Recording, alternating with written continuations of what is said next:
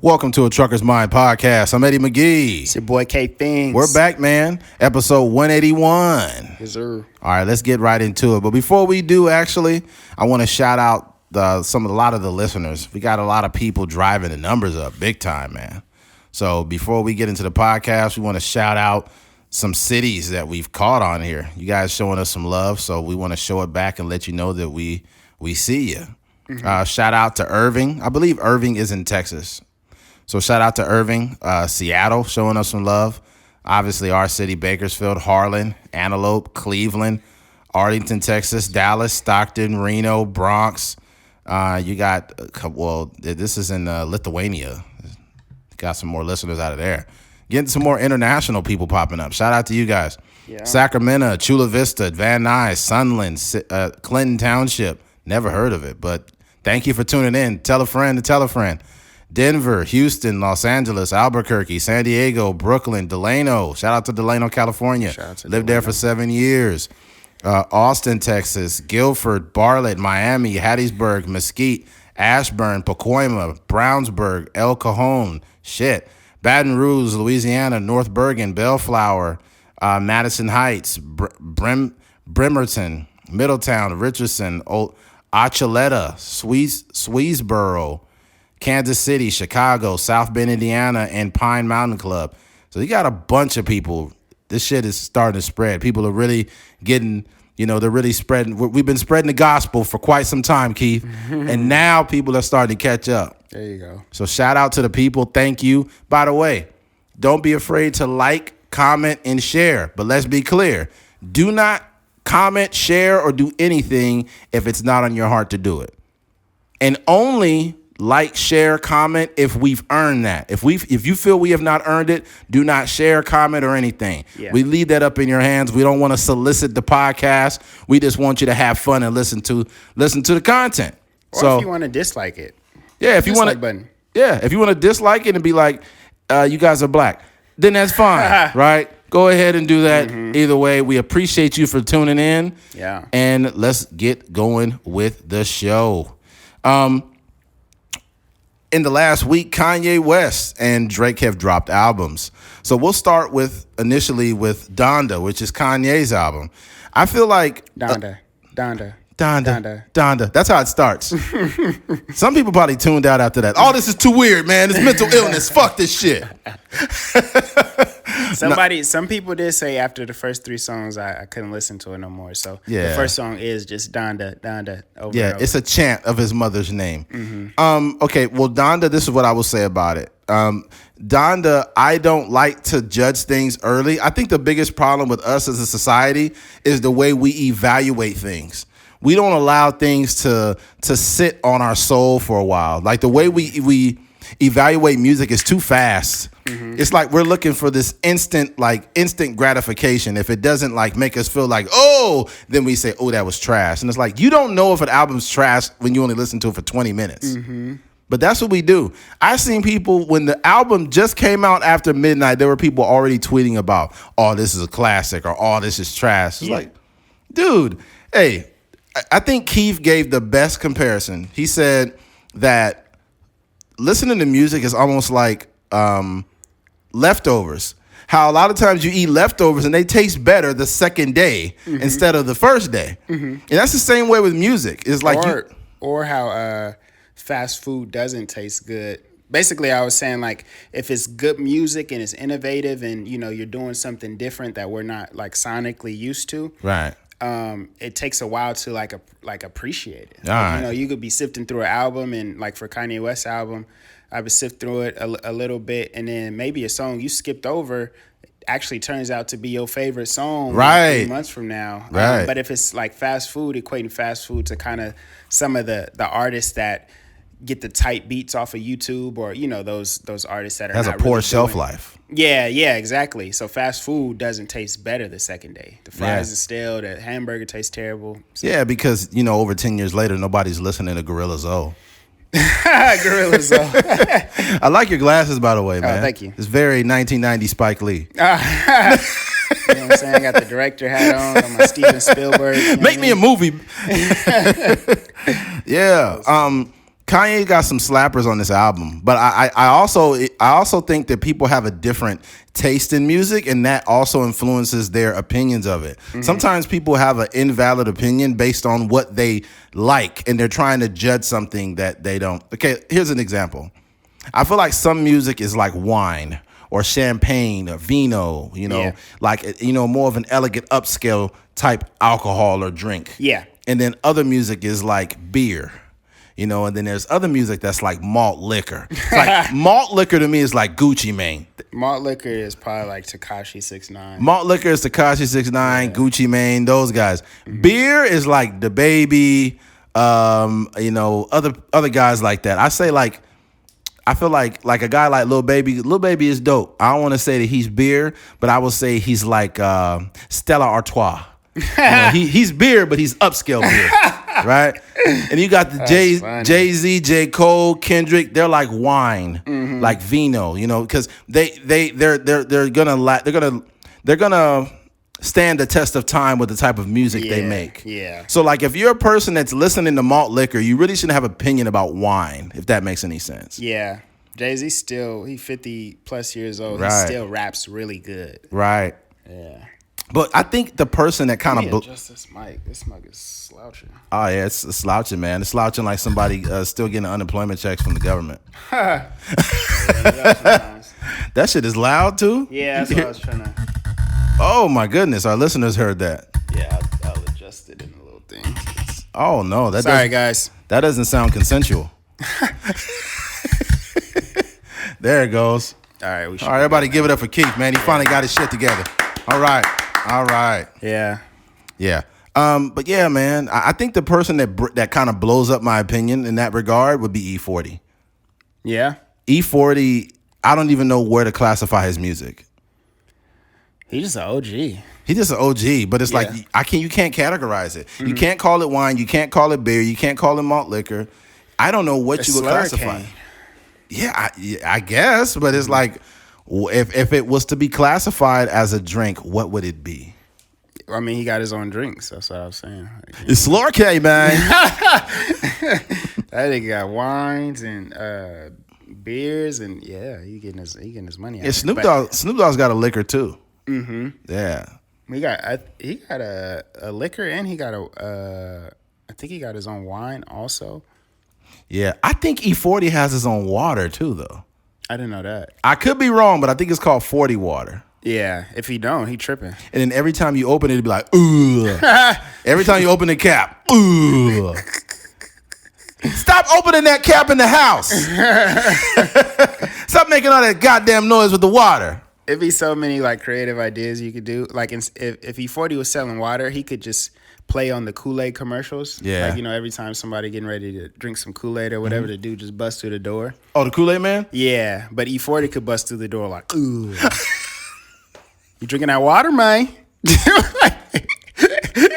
E40 will bust right through this brick wall. Boom, bust through the brick wall. Ooh, what y'all drinking on, man? Y'all better be drinking on some 40 water, man. I can sell peanuts to an elephant. I can sell water to a well. I can sell a prostitute back to herself. Oh, man, that's crazy.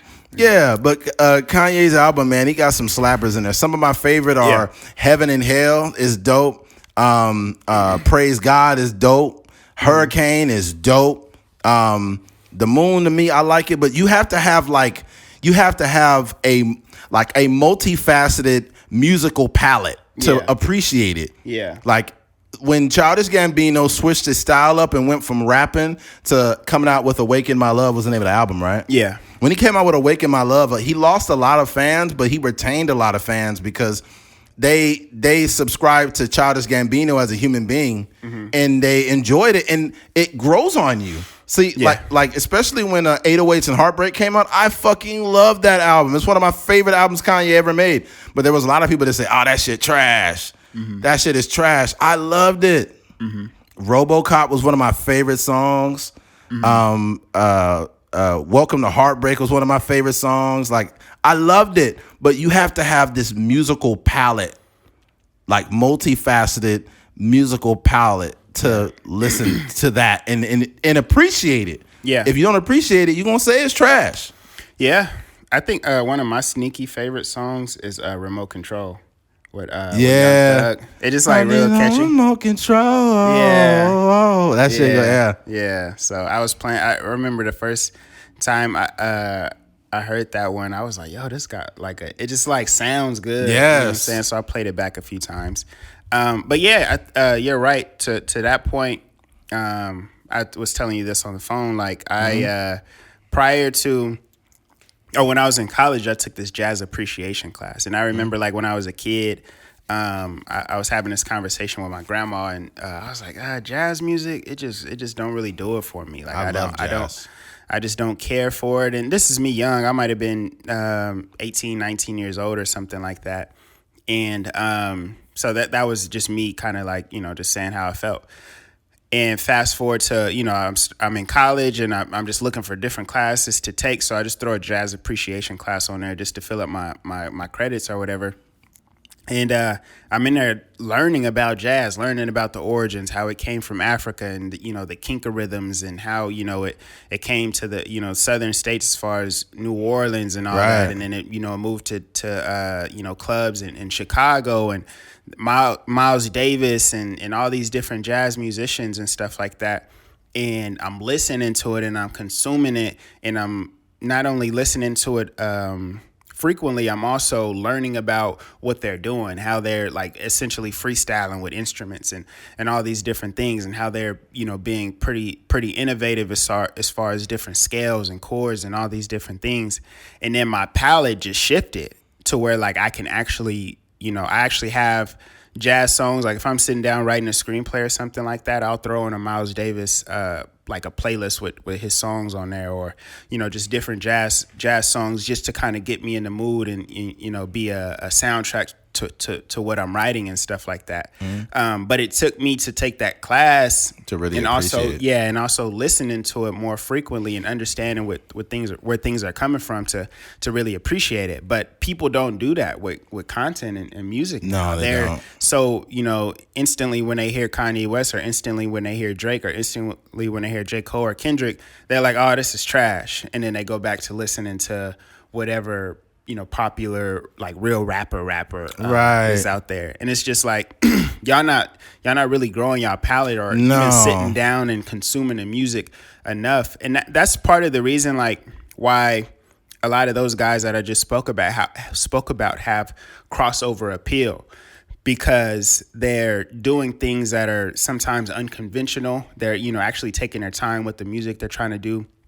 Different things that are, innovative in a sense. And, it takes, not to say that, like, I think sometimes us as a black community, we kind of put ourselves in a box.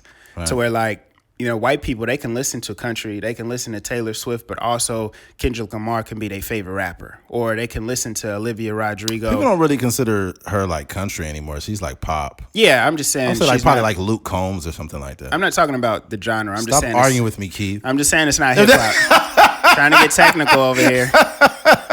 But Taylor Swift, there's some people that listen to Taylor Swift, they'll listen to Olivia Rodrigo, they'll listen to The Weeknd, they'll listen to Drake, Jason Aldean. They'll also listen to, I don't know what like really punk rock bands are out now, but they'll just listen to so many different genres, right, and they can appreciate them all. But sometimes us as like a black community, we kind of like, if it ain't gangster rap, if it ain't Lil Baby, if it ain't Lil Durk, all these people, it's like we don't even want to hear it, we don't even want to entertain it. It just doesn't sound good to us. But I think that's like one of the things, like I was saying, why those people have certain crossover appeal. It's not because they're catering to white people or whatever. It's just that sometimes in like other communities, they're like they have a broader palette than we do. So this is another conversation. Like when people give Post Malone shit for making a form of hip hop and then also having like a little bit of rock elements to it. Mm-hmm. And I think it's a cool. That's why I like Post Malone. But I can appreciate his rock album, like his rock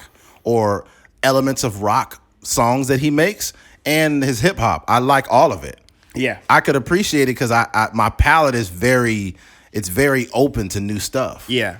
What I will say about the Kanye album though is I'm still evaluating it. I would say so far, I say it's a decent out. It's exactly what I expected from Kanye. Even though I really went into it without expectations. That's one of the biggest problems we have, though, is when you put your expectations on things and it doesn't align, then it automatically is considered that it failed or that it's trash. And that's not the case. I think with this, though, people need to understand, you think that you're getting the College Dropout album because we like to freeze artists at a certain time and then say, well, it wasn't College Dropout. Look, you have to understand that artists evolve with their music. So Kanye West, he lost his mother. He has mental illness now. He's recently divorced. Like, there's so many changes in an artist's life, and usually the elements of the sound and production and what the lyrically how he is, all those things tend to change. And I think in order to appreciate an artist, you have to be able to evolve with the artist. Because if you're just expecting somebody that, you know, the Kanye from, you know, when he was 24, then go back and listen to that album because you're not going to get that. I think that his objective with this album was to, was to basically dedicate this album to his mother and to his Lord and Savior, Jesus Christ. Because there's a whole bunch of no cussing in the album. Yeah, like it's all bleeped out. They cut out all the cursing. So not even like an explicit and a clean version. Just straight. It's just straight one version. So his objective was to dedicate the album to his mother and his Lord and Savior Jesus Christ. Yeah. So for people to say this shit trash, this shit is trash, get this out of here, it's like you're going into it with the wrong like thought process, man. I also hate that take. I don't want to listen to no gospel album. This is the same man that made Jesus Walks. Right, and you loved it. Boom, boom, boom. That's the dopest song, man.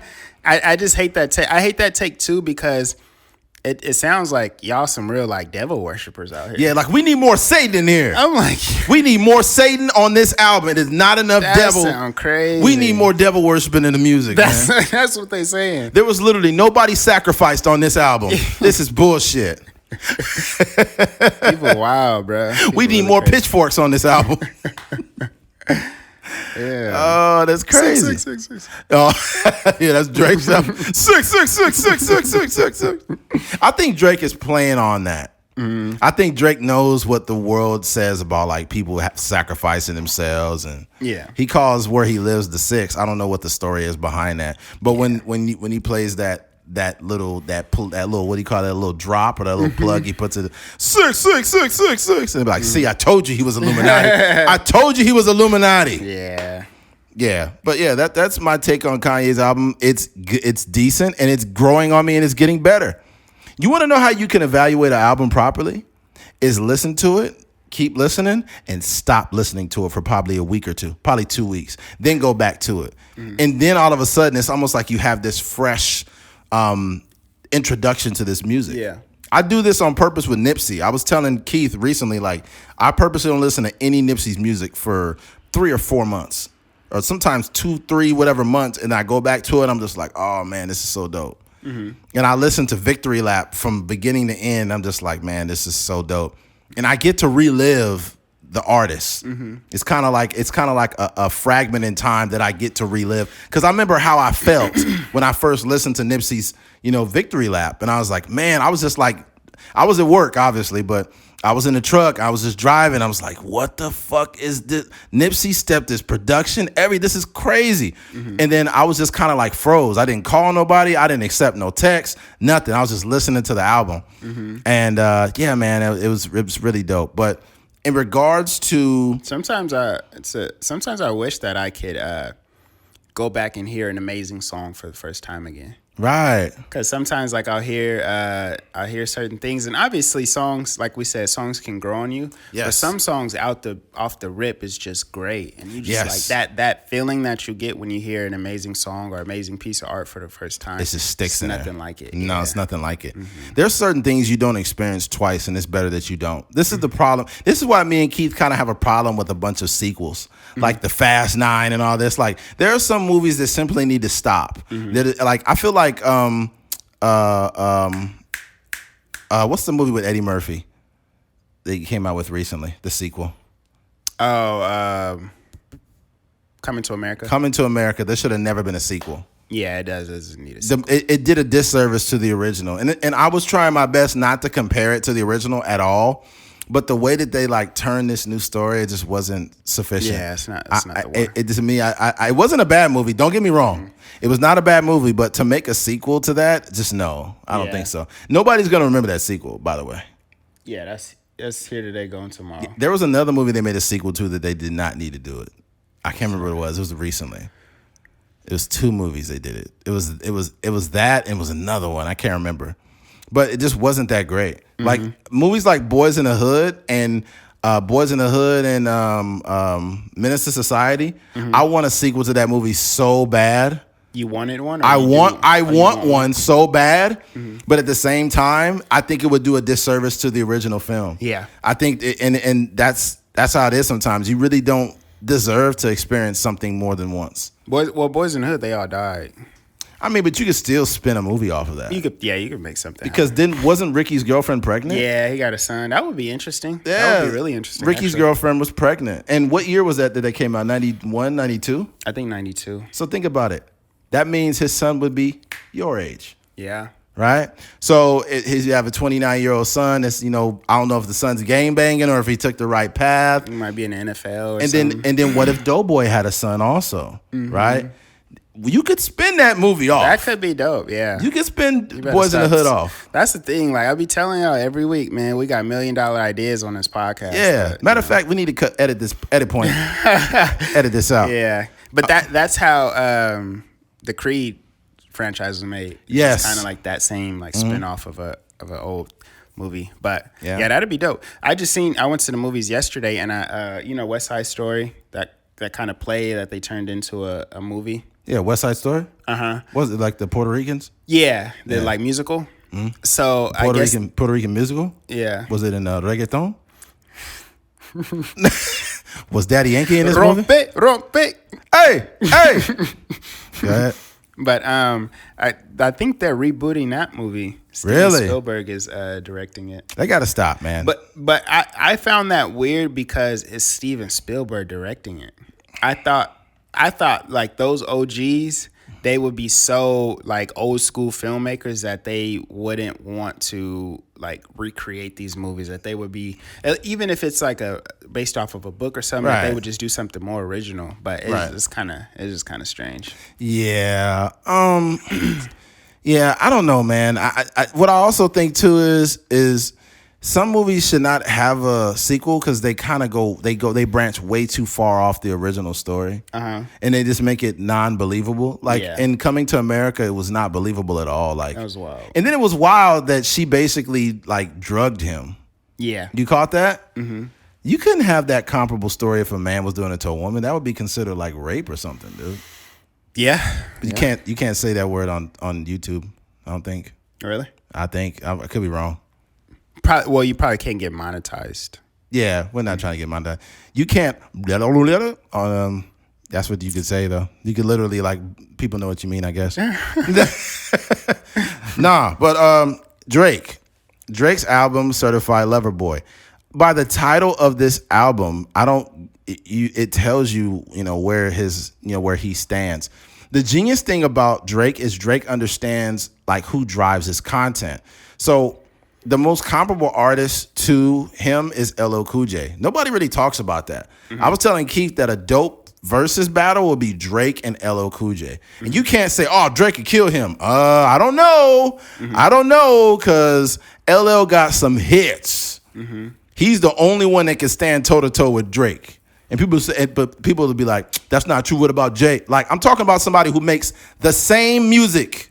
Yeah. You can't just get two random artists. If you get Drake and you get LL, who had a huge female audience that made a lot of records for women and also made a lot of individual records that were dope, I don't know. I don't know who will win that one. But anyways, Drake knows that his audience is driven by women. Mm-hmm. So it don't matter what men say. It's a lot of men that's like, man, there's too much singing on here or this and that, da-da-da. Why do you think Drake's albums keep charting all the time?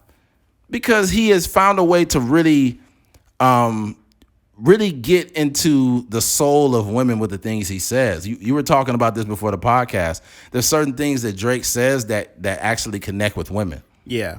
Like he'll be like, I should have not closed the door and then let you leave my life. I sent you a text 3 times, but you never called me back. Oh, they be like, that's right, girl. Don't text him back.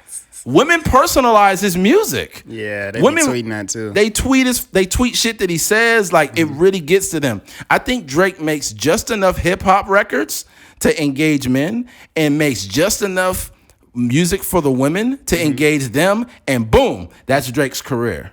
So he knows what he's doing. Yeah. I got a question. Whose album cover was better, Kanye's or Drake's? They were both shit. Kanye and Drake's album covers come together as one to make one shitty cover. I mean, dude, it's just lazy.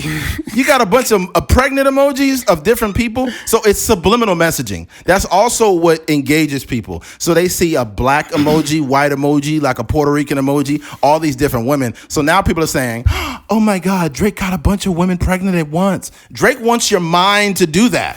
He wants your mind to wonder. He wants you to think about this. Like, Drake knows how to play people's brains. So when I seen the cover, I'm just, all right, Drake. All right.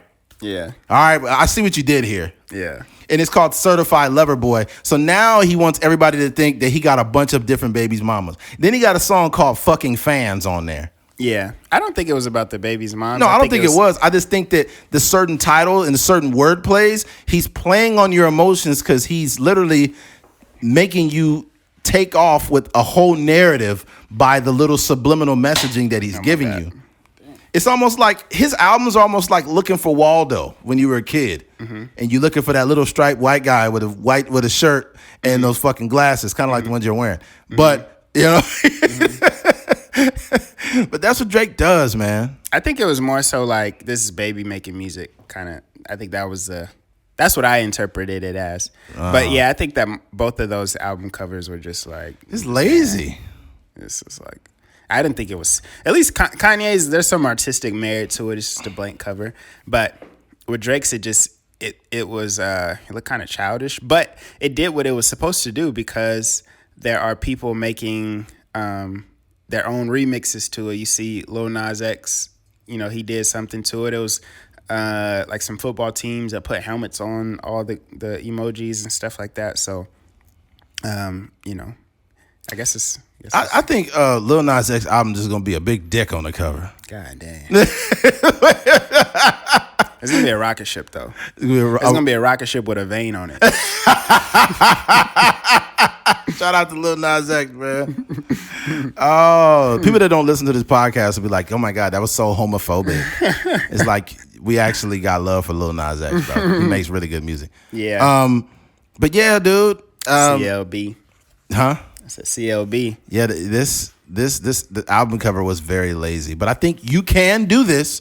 If you're Drake and Kanye, you could do this. But all the content creators out there, don't do this. Yeah, don't try to do the same Don't fucking do it. Don't try to release an album. Don't try to release an album with a one emoji on it like you built like that. You're not built like that. You're not built like that. Why do you think me and Keith show up every week to do this podcast? We love doing it, but we can't afford missing a week because we not like that. Like Charlamagne and Andrew Schultz, they do a great podcast, but they be skipping some weeks sometimes. But they can do it because they've already built up their platform. Yeah. They already have a name. Like Schultz be in Paris and whatnot. Yeah, they be all over the place touring and all kind of stuff. But we can't be missing weeks because we have to constantly engage our listeners. Yeah. We have to prove to them that we can show up every week and give you content. And once we finally reach the apex of where we're trying to go, they'll be like, hey, those guys showed up every week. And then all of a sudden, Keith's gonna be like, "Hey, I'm gonna be gone for 2 weeks on a vacation. I'm going to Turks and Caicos. I gave y'all 180 some weeks of my life. Y'all gotta chill." Yeah. I'll probably still be here, but like, yeah, Keith is in Turks and Caicos right now. Like, oh my God, I knew Keith was selfish. Everybody picks up this whole narrative. You can do better than Keith. Oh yeah. Man. But no, I thought when I first listened to Drake's album, I listened to it probably the night it came out, probably at like 11 p.m. West Coast time, something like that, maybe like 11:30. And initially I was kind of confused a little bit, because you I guess the big hitters in the thing, we got Nas, we got J. Cole, we got Kanye West. Nas is obviously like a traditional rapper, Right. That album was dope. He not gonna be doing too much singing, no auto tune and stuff on that. And then me, I'm personally like a big J. Cole fan. So when J. Cole's album came out, I was excited for him to get back to like really rapping. You know what I mean, with bars and Right. lyrics and metaphors and stuff. And then Kanye West is obviously like just a upper echelon artist. You know, very artistic and even his album had some of that singing stuff on there, but also it had like some really hard beats on there. Oh my goodness. Production. So when you dope. play when you play Drake's album off the bat or off the right behind Kanye West or J. Cole or Nas, and the production is just different. It's not as aggressive. You know what I mean? J. Cole's album opens up with 95 South with the the Jay-Z sample and Cameron on there talking crazy. And then, Drake's album opens up like with, like kind of like a jazzy sample on there. And it was just different. So not to say that it was bad, but it was just, I'm saying that I had expectations. I was expecting him to hear all these other albums that came out at least this year and be like, yo, I want to make something not necessarily like that, but just as aggressive. And I want to be rapping out here like these guys and it just didn't happen. I think the problem with us though too is we kind of hold these artists to a position, and I think that they're at a space now where they are making the music that they want to make. So when they come out with these albums and we think like, oh, he finna come hard, it was people on there. There are also people who are not objective and they're like Drake stans.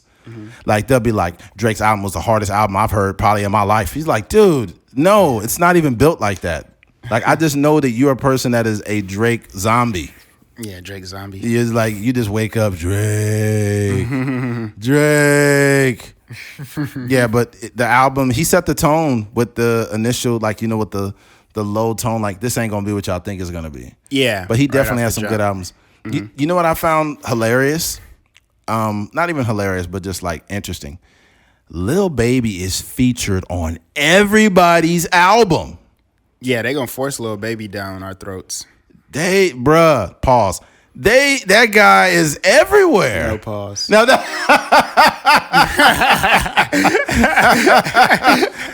guy is everywhere. He was on Kanye's album. He was on Drake's album. He was on Moneybagg Yo's album. He was on J. Cole's album. He was on. Was he? Fuck. Was he on 21 Savage's album? I don't know. He did the thing with Lil Durk. They did the collab. Lil Baby is everywhere. He was on DJ Khaled's album. DJ Khaled. I wouldn't be surprised if Lil Baby is bust out with like Justin Bieber.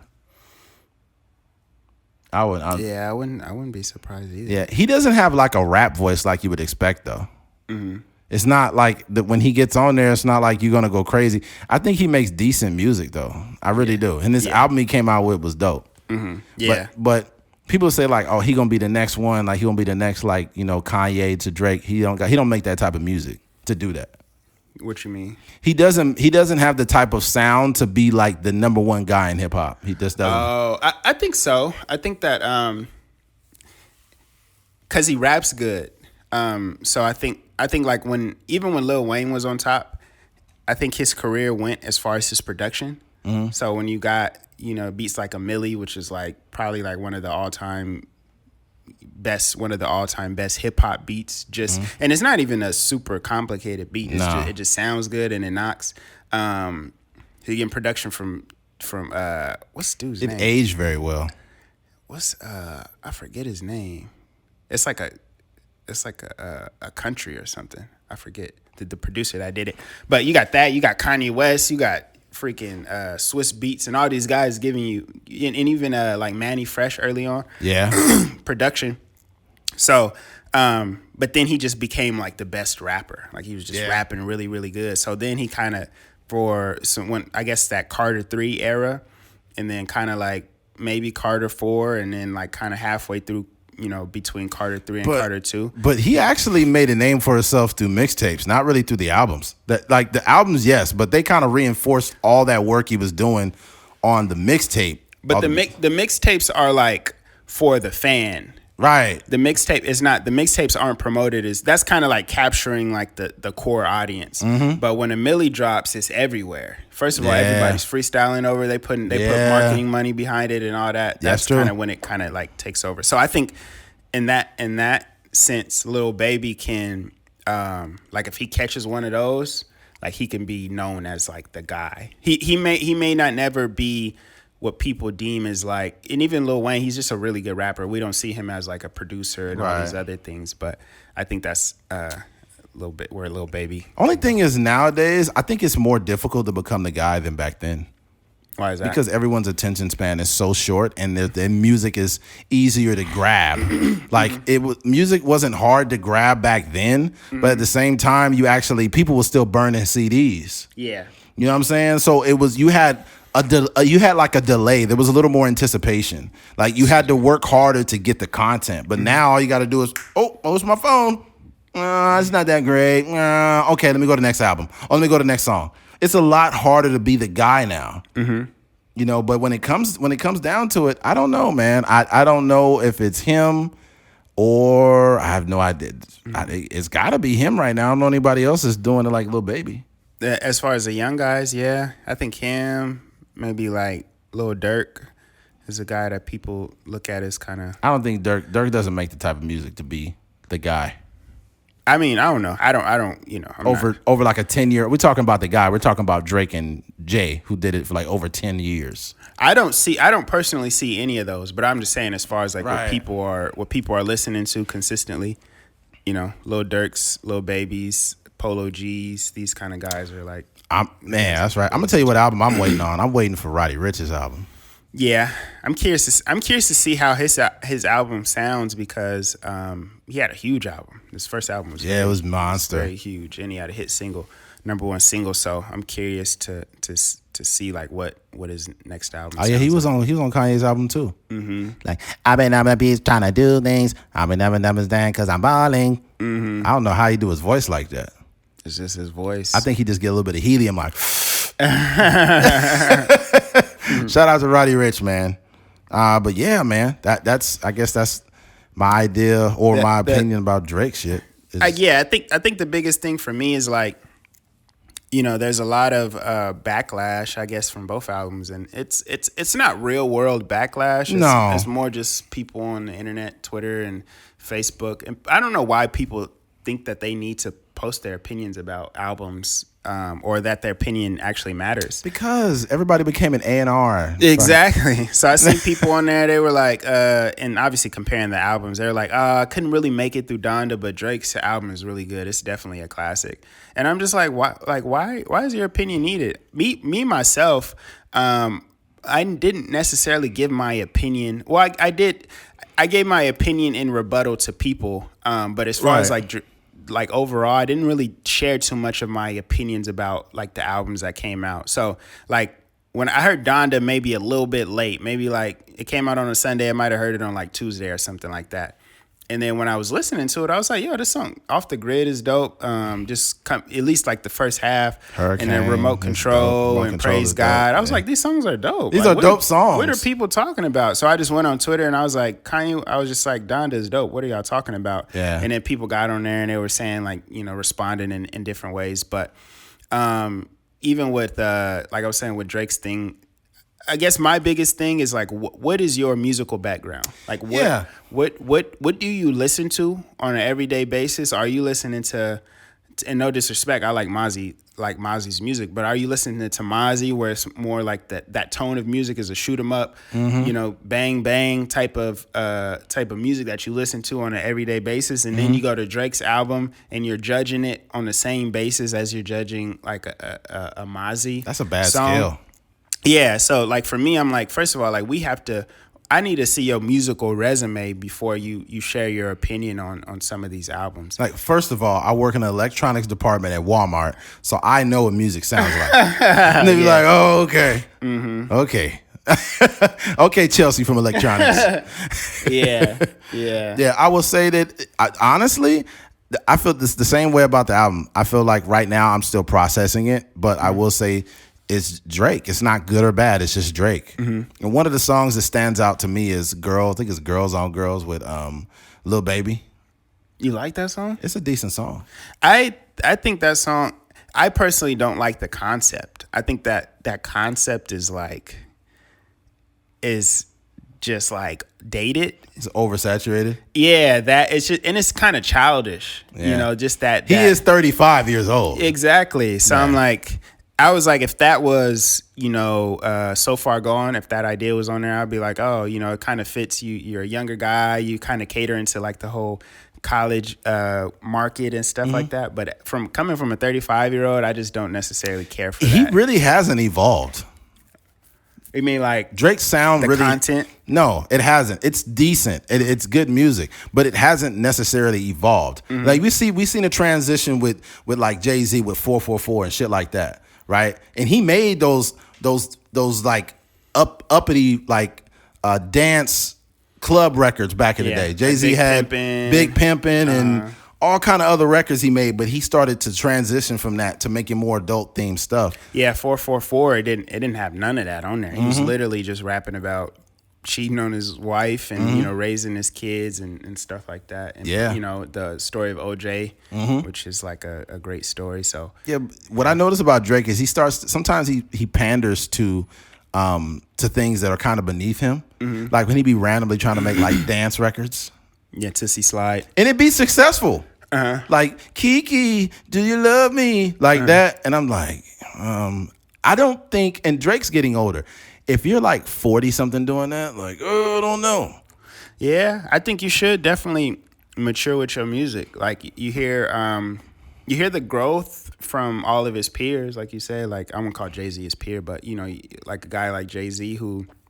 he released 444, and it wasn't really no commercial music on there at all. It was just him telling his story and, talking about black wealth and, like I said, talking about cheating and his maturation and therapy and all these different concepts and stuff like that. And then you hear, with J. Cole, even on there, he talked about he ain't cheated in 6 years. Yeah, and, right. All these different things. Yes.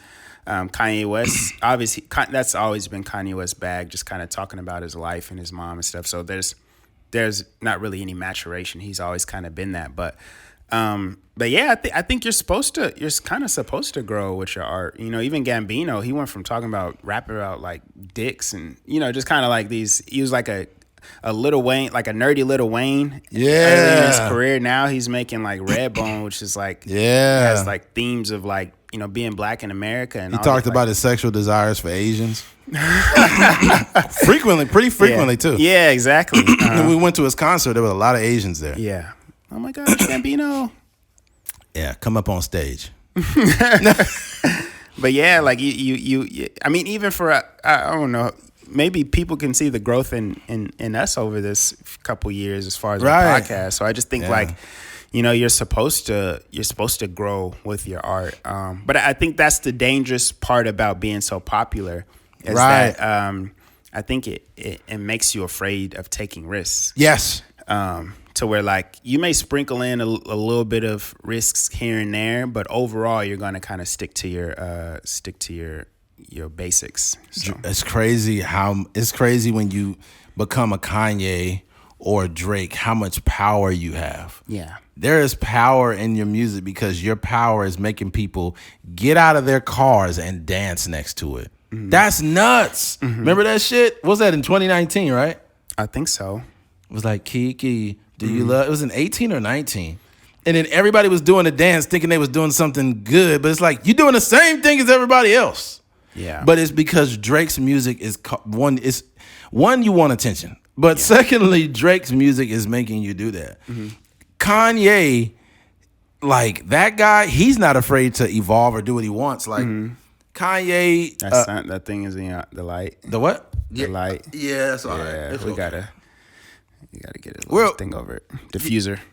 Oh yeah, it's okay. Mm-hmm. Look, Kanye he has mental illness. Mm-hmm. He was openly supporting Trump, which that's his what do you call it, prerogative. But then he wasn't supporting Trump. Like, it's just, he was doing all kinds of shit. I think Kanye's mental illness has made him Teflon because he's not afraid to do whatever he wants. Kanye is walking around with a stocking over his face. Yeah. Who does that? Joe Budden was saying that Drake is Teflon too. Why? Well, one, he was saying, I looked at people's reactions after certain information and certain things come out. So it was like, Meek Mill came out and said he got peed on and he ran away from the guy or whatever, and nobody cared. He was like, wow. That's how the whole Meek Mill beef started. Well, first it was like, Meek Mill said he had a ghostwriter, and then he came out and said he got peed on and all this kind of stuff, and then he released back to back, and it was just like, okay, it's over. Man. But then he had the whole the blackface situation, and then Pusha T said he was hiding a kid, and nobody cared.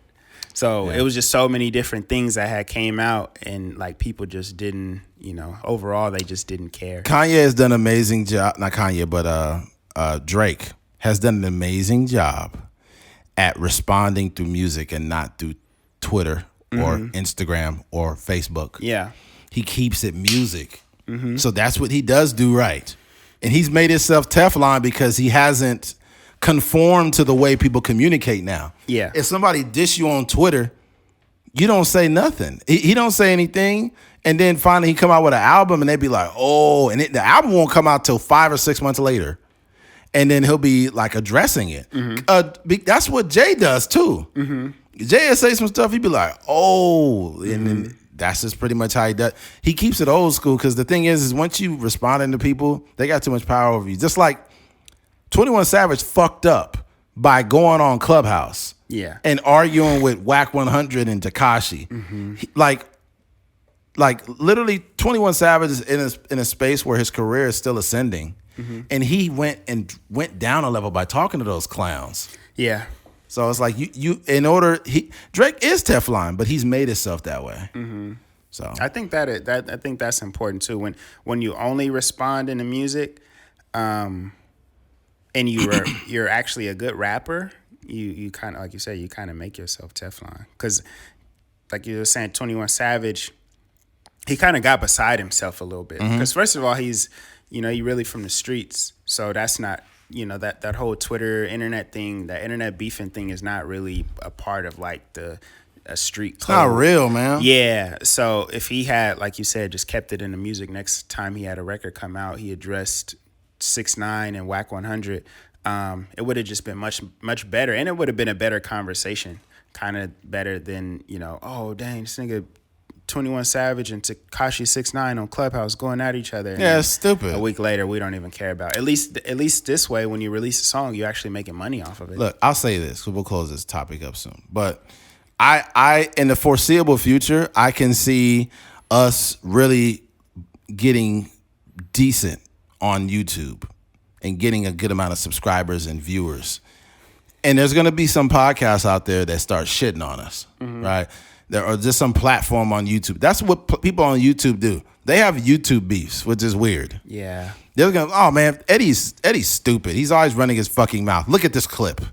Look at Keith contradicting himself. He's stupid. And they're going to keep doing it over and over and over. And then there's going to be people in our comments that are like, how do you guys feel about so-and-so podcast saying this about you guys? How do you feel? And then we just will simply not respond. And guess what happens when you do that? You keep putting out content, and then that podcast, they have to move on to someone else because you didn't respond to them.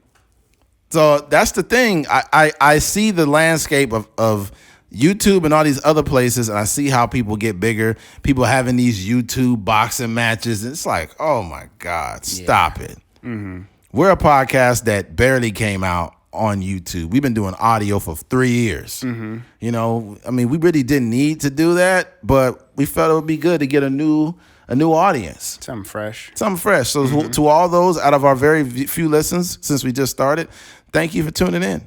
All 21 of you. Yeah, 21 21 viewers. 21 is smart, man. We were looking at that interview he did with $1 million worth of game. Yeah, Gilly and Wallow. Yes. Yeah. and he was talking about how he owns his masters, man. And he, like you said, sometimes we look at these artists and we be like, oh, they ain't really the brightest people in the world, but a lot of these artists, not even a lot of them, there are select few artists that really understand business and really understand the value of the content they put out. So shout out to 21 Savage. Oh yeah. All right. Switching gears. McDonald's being investigated for broken McFlurry machines. Now, over the years, a lot of people have posted like memes making fun of McDonald's having broken machines. This is something that's been going on for quite some time. But recently, it's been literally investigated. So I'm going to read this quick article real quick. I scream, you scream, we all scream out of sheer rage that McDonald's ice cream machine is busted again. What the hell? It went to Twitter. Okay. But by now, it is well known amongst connoisseurs of the fast food giant's frozen desserts that McDonald's ice cream machines often break down. The technical problems that regularly befall the contraptions can make McFlurry shakes and other treats unattainable. McDonald's has acknowledged the issue, but customers are not loving it. Oh, this person that wrote this is a great writer. The problem has gotten so widespread. There's an online tool that lets you track malfunctioning machines across the United States. Now, the feds are reportedly on the case. According to a report on the Wall Street Journal, the Federal Trade Commission contracted McDonald's franchise owners over the summer looking for information about the broken ice cream machines. McDonald's franchisees have long griped about the machines, the newspaper reported, which require a nightly cleaning cycle that can fail and require a technician to fix. Wow. This is the funniest part right here. The Biden administration is looking more closely at manufacturers. The move comes as Biden administration looks broadly at whether manufacturers have been blocking owners from fixing broken products themselves. The newspaper said, advocates of the right to repair movement say companies should not make it nearly impossible for users to independent technicians to repair modern products, particularly consumer electronics.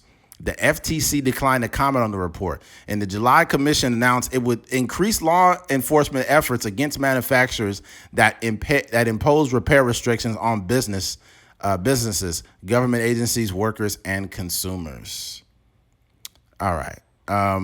Here's the thing that I found funny. McDonald's, they didn't clap back on social media, but they responded to it. And this is what they said, right, on Twitter. McDonald's said, not allude to it. We have a joke about our soft serve machine, but we're worried. Let me read this over. God damn it. We have a joke about our soft serve machine, but we're worried that it won't work. So they're like, they have a little bit of like a satirical spin on their machines not working. But here's the problem, McDonald's. People don't want jokes. They want McFlurries. Yeah. It's an ice cream machine, though. It's not a McFlurry machine. It makes McFlurries. The ice cream machine, it's one thing. Okay. Well, you did work at McDonald's. Yeah. But I was just making sure it's like there's not a McFlurry machine and then a separate ice cream machine. Right. Yeah. Right. But people want McFlurries, Keith. Stop arguing with the point. Okay. You know what the fuck I meant. No, but yeah, I think that the pressure's on McDonald's now. Yeah. The pressure's on McDonald's, man. They've been a part of a good amount of scandals. They have, man. They've been a part of you hear about the Monopoly scandal? Like nobody was winning or what? No, there was a guy that over the years, for 24 years, he was getting $1 million a year because they was trading different pieces to other people and stuff to win. It was a whole scandal. Why is that a scandal? No, because somebody had insider information and they were getting certain pieces so they could win that fucking lottery. Oh, yeah. I thought it was the Monopoly thing. The Monopoly shit. So he was basically it's just a Monopoly game. So when you get a certain amount of pieces, nah, that's not how it worked. This motherfucker had insider information, and he was winning over and over. And what I'm saying is like what type of inside information can you have? Because to my knowledge, it's like the Monopoly game. So when you get a certain amount of, like if you get a certain amount of houses in a row or whatever, or however that goes, then you win a certain amount of money. So they got a documentary about it, man. It was on Netflix.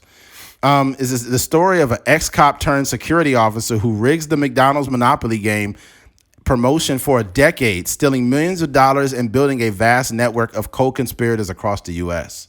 This is a real problem. Like this is they literally got the FBI to investigate McDonald's. This ain't the first time they've been investigated over some shit. So the FTC stopped them with this fucking machine. And here's the thing. The reason why McDonald's got busted is because a person who loves the McFlurries reverse engineered the McDonald's app to show every broken machine in the United States. So they were seeing that machines were broken down all over the United States. And then the FTC was like, hey, you guys got to cut this shit out. But I think it's McDonald's also being cheap. I think that people want to find the most cost-effective way to give you a product. And then also, if it breaks, then whatever. Yeah. So I think that the new thing for McDonald's is going to be like, hey, we've got new and improved ice cream machines for our listeners all in all of our stores. And it's like, you better, motherfucker, because everybody's on your ass. You know, you selling. How can you even claim you sell ice cream products and your shit's always broken? Yeah. What you know what McDonald's needs to do also? I think what they should do is they should link up with Lil Nas X and have dick-shaped ice cream cones. It'd be called the Can't Nobody Tell Me Nothing ice cream. The Lil Nas meal. Oh, right. Can't nobody tell me nothing. That's crazy. Yeah, that'd be crazy. I mean, hey, McDonald's might as well use Lil Nas X. That's probably one of the biggest artists to use right now for a meal. Yeah, they should. Yo, shout out to Saweetie. Keith got a Saweetie meal last time we was out in LA. Yeah. And then he went on Twitter and he's hashtag like female empowerment. I did. What was empowerment? Hashtag future is female. Keith was wild. Funny. Keith was on his feminism right there. Nah, but I think that they may use this as a marketing scheme. Like they get new ice cream machines in there, and then they be like, "Yo, everybody come." You know, if you buy a fry or whatever, you get a free sundae or whatever the case may be. Fuck that. Mm-hmm. They need to be giving away McFlurries for like 3 days.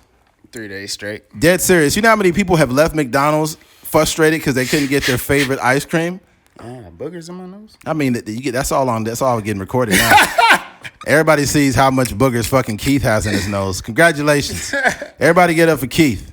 Hey, man, we like to keep it real on the Trucker's Mind podcast. Yeah, because, you know, you guys have no idea how many farts I've held in for the sake of the listeners. I don't hold them in. If I fart, that's just going to get on the mic. You're going to hear it. Yeah. You just got to contort your anal glands in order to squeeze it out. Contort your anal glands? Yeah, you could. Oh, that's hilarious. Yeah, man. McDonald's, man, they need to prove to the customers, you know, get these new machines to say, hey, every customer, if you ask, you will get a free McFlurry, and we're doing this for 2 days. Mm-hmm. And I feel like that's cool. Yeah.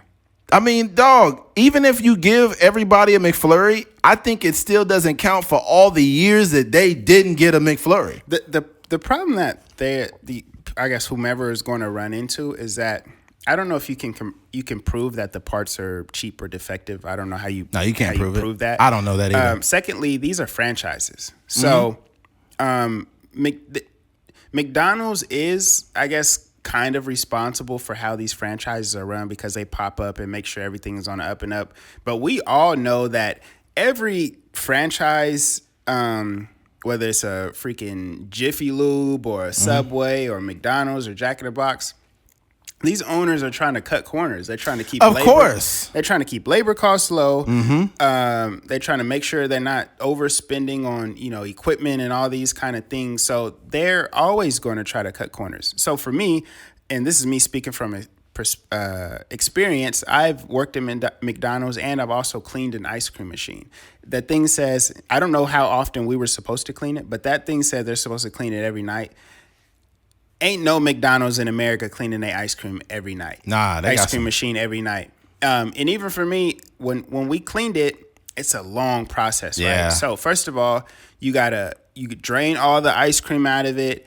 And then you take all these different pieces apart. You pulling stuff out. You pulling different equipment out. You go over there. You wash it off, the whole nine. And then you put it back together. And then you dump the entire new ice cream back in there. It's probably.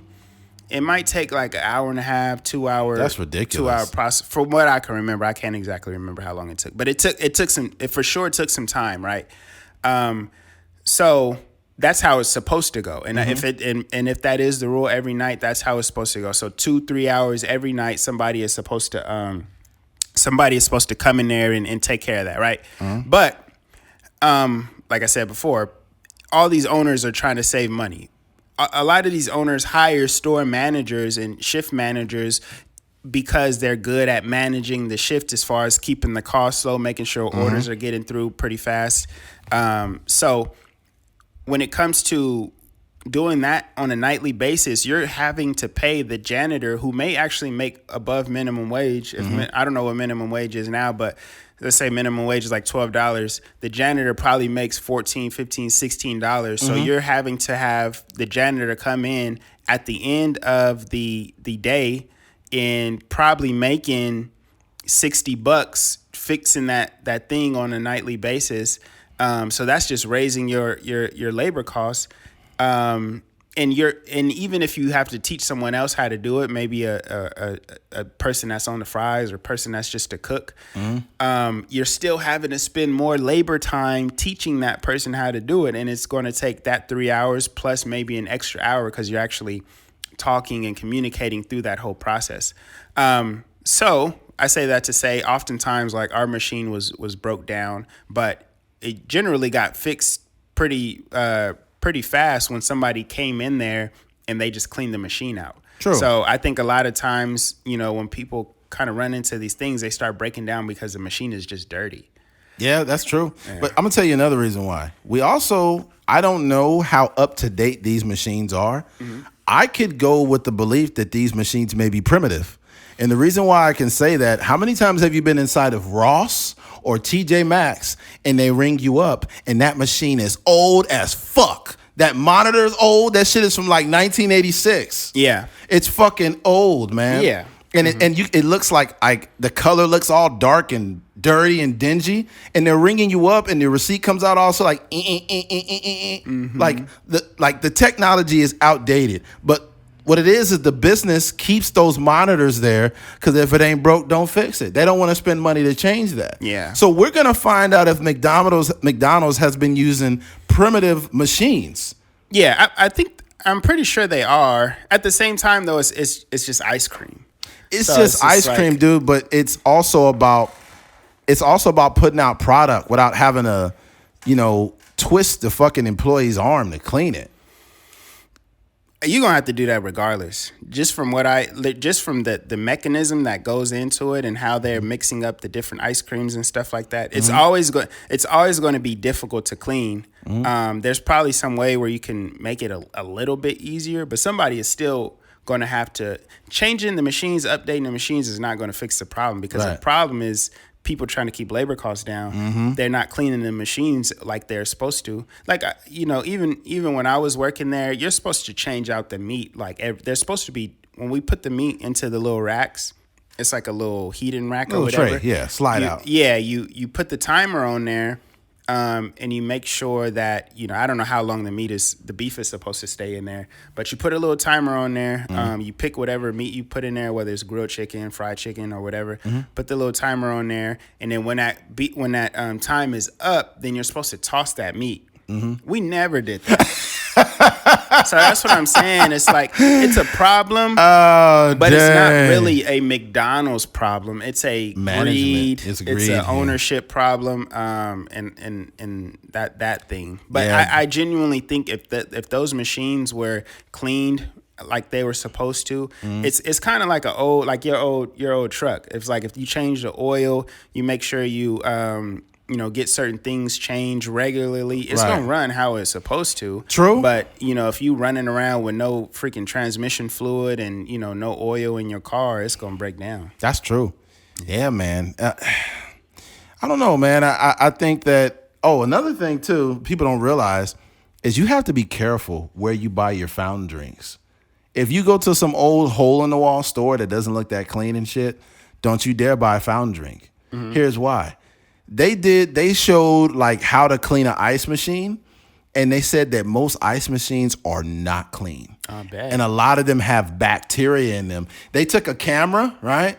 And they stuck it inside the ice machine, and the ice machine had green slime. Oh my gosh. In the corners of it. I'm talking about bacteria, mold, and green slime. And the ice was down there, and the guy was like, and I don't know what country the guy was from. He's like, oh, no, we cannot use this. We cannot, the ice, I have to fill the ice machine and clean it.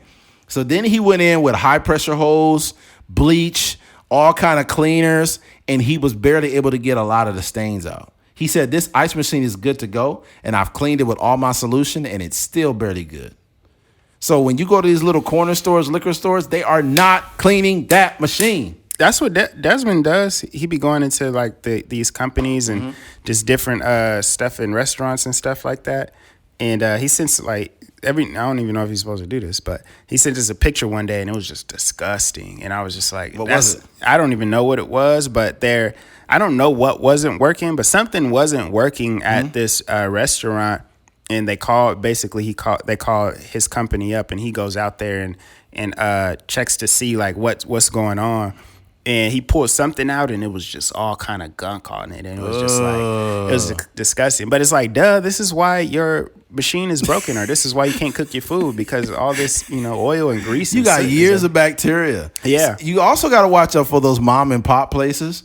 Like you go to get your burgers, they've been open for like 37 years or whatever, and they may be cool, but maybe the health inspector is a little too lenient. Maybe maybe the owner's smile and handshake was enough for them to say, "Oh no, you guys are great. Have a nice day." No, my one of my friends' moms actually does the food, like they give the letters out or whatever. Yeah. And he was basically telling me it's very, very hard to get a B. Like a lot of times these restaurants and places get A's, and it's still a few things here and there that is just like, kind of questionable. But you're saying to get a B, it has to be like something just kind of wild. Pretty crazy. So it's some A's out there that is just getting a pass. And even some B's, or you'd be like, bro, you got a B? I'm never. If you see a C on somebody's window, don't go in there. Yeah. I think the C is like yellow too. I don't know if I ever seen a C. I seen a C before. Seen a C before? I seen a C, and I seen my way right out that fucking place. Yeah. I was like, I seen a C, and I was like, see you later. Yeah, dude, don't eat that shit, man. They got seafood. You got a C for the seafood? Yeah, sometimes, and like if you smell something that smells weird or whatever, it's like, walk out. Like, because chances are that shit made its way into your food. Hey, do you think, because we smell that old oily smell when we used to walk in here, do you think we just accustomed to it, or do you think they changed anything? I think they don't change the oil enough. I think that they keep the oil in there, and they've been refrying everything in the same grease, and they do it for a while before they throw it out. That's what I think. But do you still smell it, is what I'm saying? I still smell that shit. Smell it. And what's weird is I smell it everywhere. Like you get on the elevator, it smells like fries. That's crazy. Yeah. This building has been around since like 1926 or something like that. I guarantee you that if they were to like tear this building down, it would be a lot of grease in the walls. It'd be a bunch of fucking grease. Grease, pigeons. Yeah, it'd be pigeons like dead like this because they try to get the cheese, a cheeseburger that was smashed into the wall. These are the most. These pigeons at this building ain't normal pigeons. Not at all. These are like some New York pigeons, man. Yeah. These motherfuckers came across. They came from New York all the way to Bakersfield. Yeah, and then it's like a hole up there. At the and they top be flying in that motherfucker. Going in there. And it's something that's real aggressive. Like you could walk right next to them, and they won't even move. Yeah, they'll just be like, nigga, why you? Pigeon just walking. Like, yeah, you be like, yo, what's up with this pigeon, man? Yeah, pigeons be acting like you in they way. Pigeons will be like, I was here first. There was some squirrels on the road that we seen, and they was on Truxton, and they was actually on the road. And it's like just no care in the world. Oh yeah, dude, we got dog. There is a skunk problem in Bakersfield. Really? People don't realize there's a huge skunk community out here, especially off of Rosedale or like Buck Owens. Man, I seen a skunk so big that I was afraid to get out the truck because I was pulling into the yards at the end of the day, and I seen the skunk running across the yard, and that motherfucker was like this. Really? Oh, with the tail, he was about that long. Yeah. And he just looked like he was about to stink. and if those motherfuckers spray you, it's done. Yeah. You are done deal. If you run over a skunk, like let's say a skunk is dead. I remember I accidentally ran over a dead skunk, and that smell was on my car. I took it to the car wash because I wasn't going to scrub it because I didn't want the water to bounce on me. So I took it to the car wash 2 times, and I still smelled it. Really? Oh, it was nasty. Did it even help, the car wash? Barely. You could smell a dead skunk for about a mile. Dang. About a mile away. And it's a very distinct smell. It's like if you stay there long enough, your nose is going to start bleeding. It is so bad. Oh, another one is we have a huge raccoon, believe it or not. We got fucking raccoons out here, man. I don't think I've seen too many raccoons. Bruh, I seen a raccoon. I put it on Instagram. I seen a raccoon so big it was on a freaking light pole. And it was like, I heard like a scratching noise. I don't know where it's coming from. And I looked up, and literally this raccoon was about that long. God damn. That motherfucker was like a dog almost. And I was like, I couldn't get my keys. I was like, I gotta get in my truck, man. I gotta get out of here. And the raccoon, it came down and it just like looked around, and like they'll stand up on their hind legs too. Like they'll stand up and like look around. I'm like, oh no, we gotta go. Have you seen a possum? Yes. I've seen a couple right by the house. Really? Fuck yeah. They be in the alley, man. Oh my gosh. Dude, I swear to God. I seen one probably a couple weeks ago. Probably about that big. Big old mouth. Big ugly face. Just fuck. It's an ugly animal. Yeah, they just look like they eat trash. That's all they just, they got a healthy diet of trash. But they're actually harmless. You could just walk up to it and grab it. Really? Yeah, they don't do shit. Dang. I'm not gonna grab the motherfucker, but yeah, that's not my stilo. Yeah, I've seen the biggest possum I have ever seen. It was like horrifying. I was coming from Santa Maria. No, I was coming from Napomo, which is a little further than Santa Maria, and I was just got through delivering fuel out there. And I was coming home on Highway 166, and you got to go through this little tunnel before you get on Highway 166. And I seen this big old white blob in the street. Even before I made my left turn, I could see it in the dark. That's how big it was. So then I finally make my left turn, and my lights get on it, and I just stop the truck. Boom. And the fucking possum just looks up like this. I'm like, oh my God. Like, that motherfucker looked so big, it looked like it was going home or something. Like, it had a wallet. I don't know. That was a big ass fucking possum, man. That possum pay rent. And he was fat. He was very portly. Like, he was moving like this. And then it finally it just went off into some grass. And I was just like, and then you could still see the eyes. I'm like, oh. Yeah. I know. I think like you said, the scariest one is definitely skunks. Like, and I've never been in contact with one in that sense, but I just remember seeing a few on campus in college, and no matter where they was, it would just like you could be the hardest crip ever. And then you see a skunk, and it's just like, let me just sit in my car for a little bit longer until this motherfucker. Oh, it's a skunk, cuz. Oh.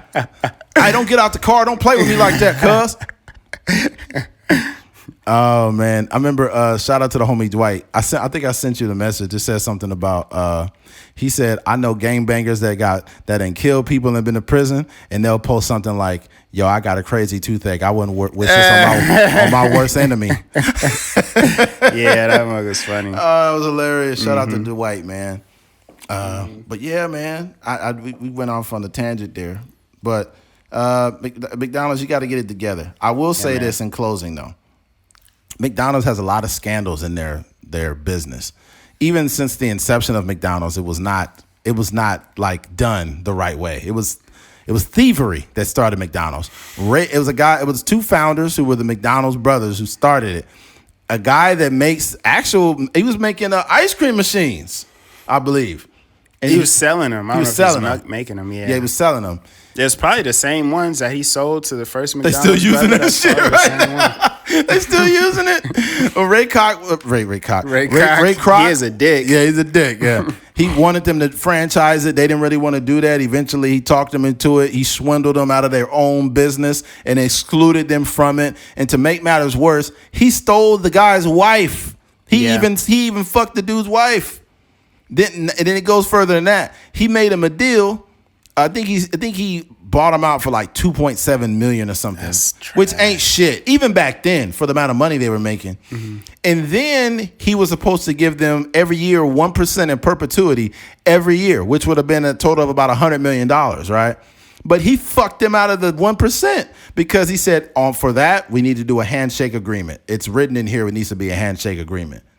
So he shook their hands, and because it was not written, and you have to have things in writing. And since it was not in writing, he was able to legally fuck them by shaking their hands. So he shook their hand, looked them in the face, and fucked them for the 1%. And then Ray Kroc has his face on McDonald's plaques as the founder of McDonald's when he's a fucking liar and he's a thief. And he is not the founder of McDonald's. It's called McDonald's, dog. Yeah, it's like, come on. So if you guys think that we're bullshitting, go to YouTube and look up Ray Kroc. Or look up, it's a movie called The Founder. You really need to watch this with Michael Keaton. Great movie. And it shows how the company was started, McDonald's. So it's so sad. The only thing I will say is that those McDonald's brothers, according to the movie, didn't have the vision. No. So, of course, Ray Kroc took it to what it is, 1 billion served, all this kind of stuff. But if it wasn't for Ray Kroc, it might have just been just a local thing. But that's what they wanted, though. They didn't want to franchise it. Yeah. Mm-hmm. He just kind of like coerced them into doing it. Mm-hmm. The guy was a fucking slime ball. But I'll tell you what, shout out to Ray Kroc, because them McDonald's McDoubles with the mac sauce. First of all, they need to give Keith a meal. I've been like they did it. Yeah. Give your boy a meal, man. Look. They got Saweetie and all them, but probably about 7 years ago, maybe longer, I don't know. Hey, my meal was smack. I ain't gonna front. The McDoubles that you get that come with the standard, pickles and onions and the cheese. Yeah. Keith only got it with mac sauce and onions, mac sauce, onions, and cheese, right? Mm-hmm. And it tastes so good. I can't eat it any other way now. It's dry if you ain't got the mac sauce. It has to have mac sauce and onions for me to eat it, and it tastes so good. Yeah. If they give Keith a meal in the foreseeable future, it's got to be a McDouble. And first of all, I don't buy combos no more. Yeah. You build your own combo. Huh? I build my own. I get that 2 for $3.50. Mm-hmm. Might add a spicy McChicken on the side, that medium fry, Yeah. And now they got the high C back. The high C, yep. Yeah, so they made this would be my meal. You can't even pick your own drink in my meal. It would probably be the two McDoubles with the mac sauce, a medium fry, and then it would be a high C. And then there might be an option for like for some sort of ice cream, like a sundae or something. But yeah, my meal would be it'd be a real meal though. Like a lot of these other meals, I don't think that the artists really like. Maybe Travis Scott might be the only one had a real input on it. Yeah, but Saweetie, all she got is a Big Mac and 4 nuggets.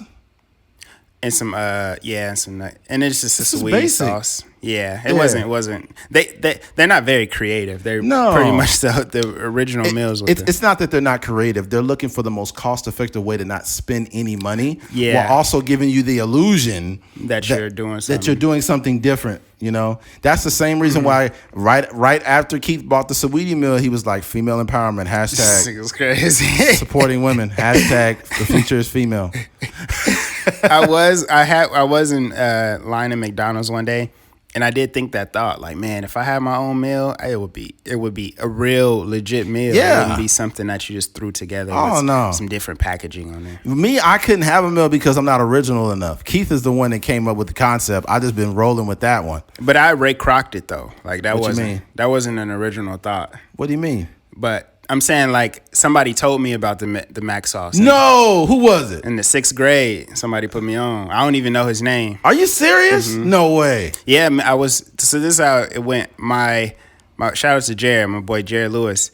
He we were going to like the Valley meet, track meet or whatever, and I was riding with his mom to the track meet. I think I was riding with Jared, and his sister was also running track too. But I think I was riding with them because I don't know if my mom couldn't go or we was always late to track meets, something like that. We was always on CP time when it came to these track meets. But that don't work in track because I used to show up, run straight to the sign-in, and then have to run and not even do a proper warm-up. And mind you, these track meets would be like in Fresno sometimes and in Taft and different places where you can't just be late. You know what I mean? So I spent the night at his, like on Friday after school, I packed my bags and stuff, and then I spent the night at Jared's house. And then Jared lived like way out there by Ridgeview. So he lived in a pretty decent neighborhood. Like his mom got their house built, the whole nine. But he had one other friend that was like in the 7th grade at the time. And basically his mom gave us a little bit of change to ride bikes and go to McDonald's and get some dinner. So we rode his bikes over to the McDonald's. It's the McDonald's on it might be the one on like White Lane or something. Not White Lane, but Panama. It might be that one. But it might be a different one. I'm not 100% sure. So we rode down there. We go to McDonald's, and then he like, hey, let me get he did it so casual. He like, hey, let me get a McDouble, but take the ketchup and all that off.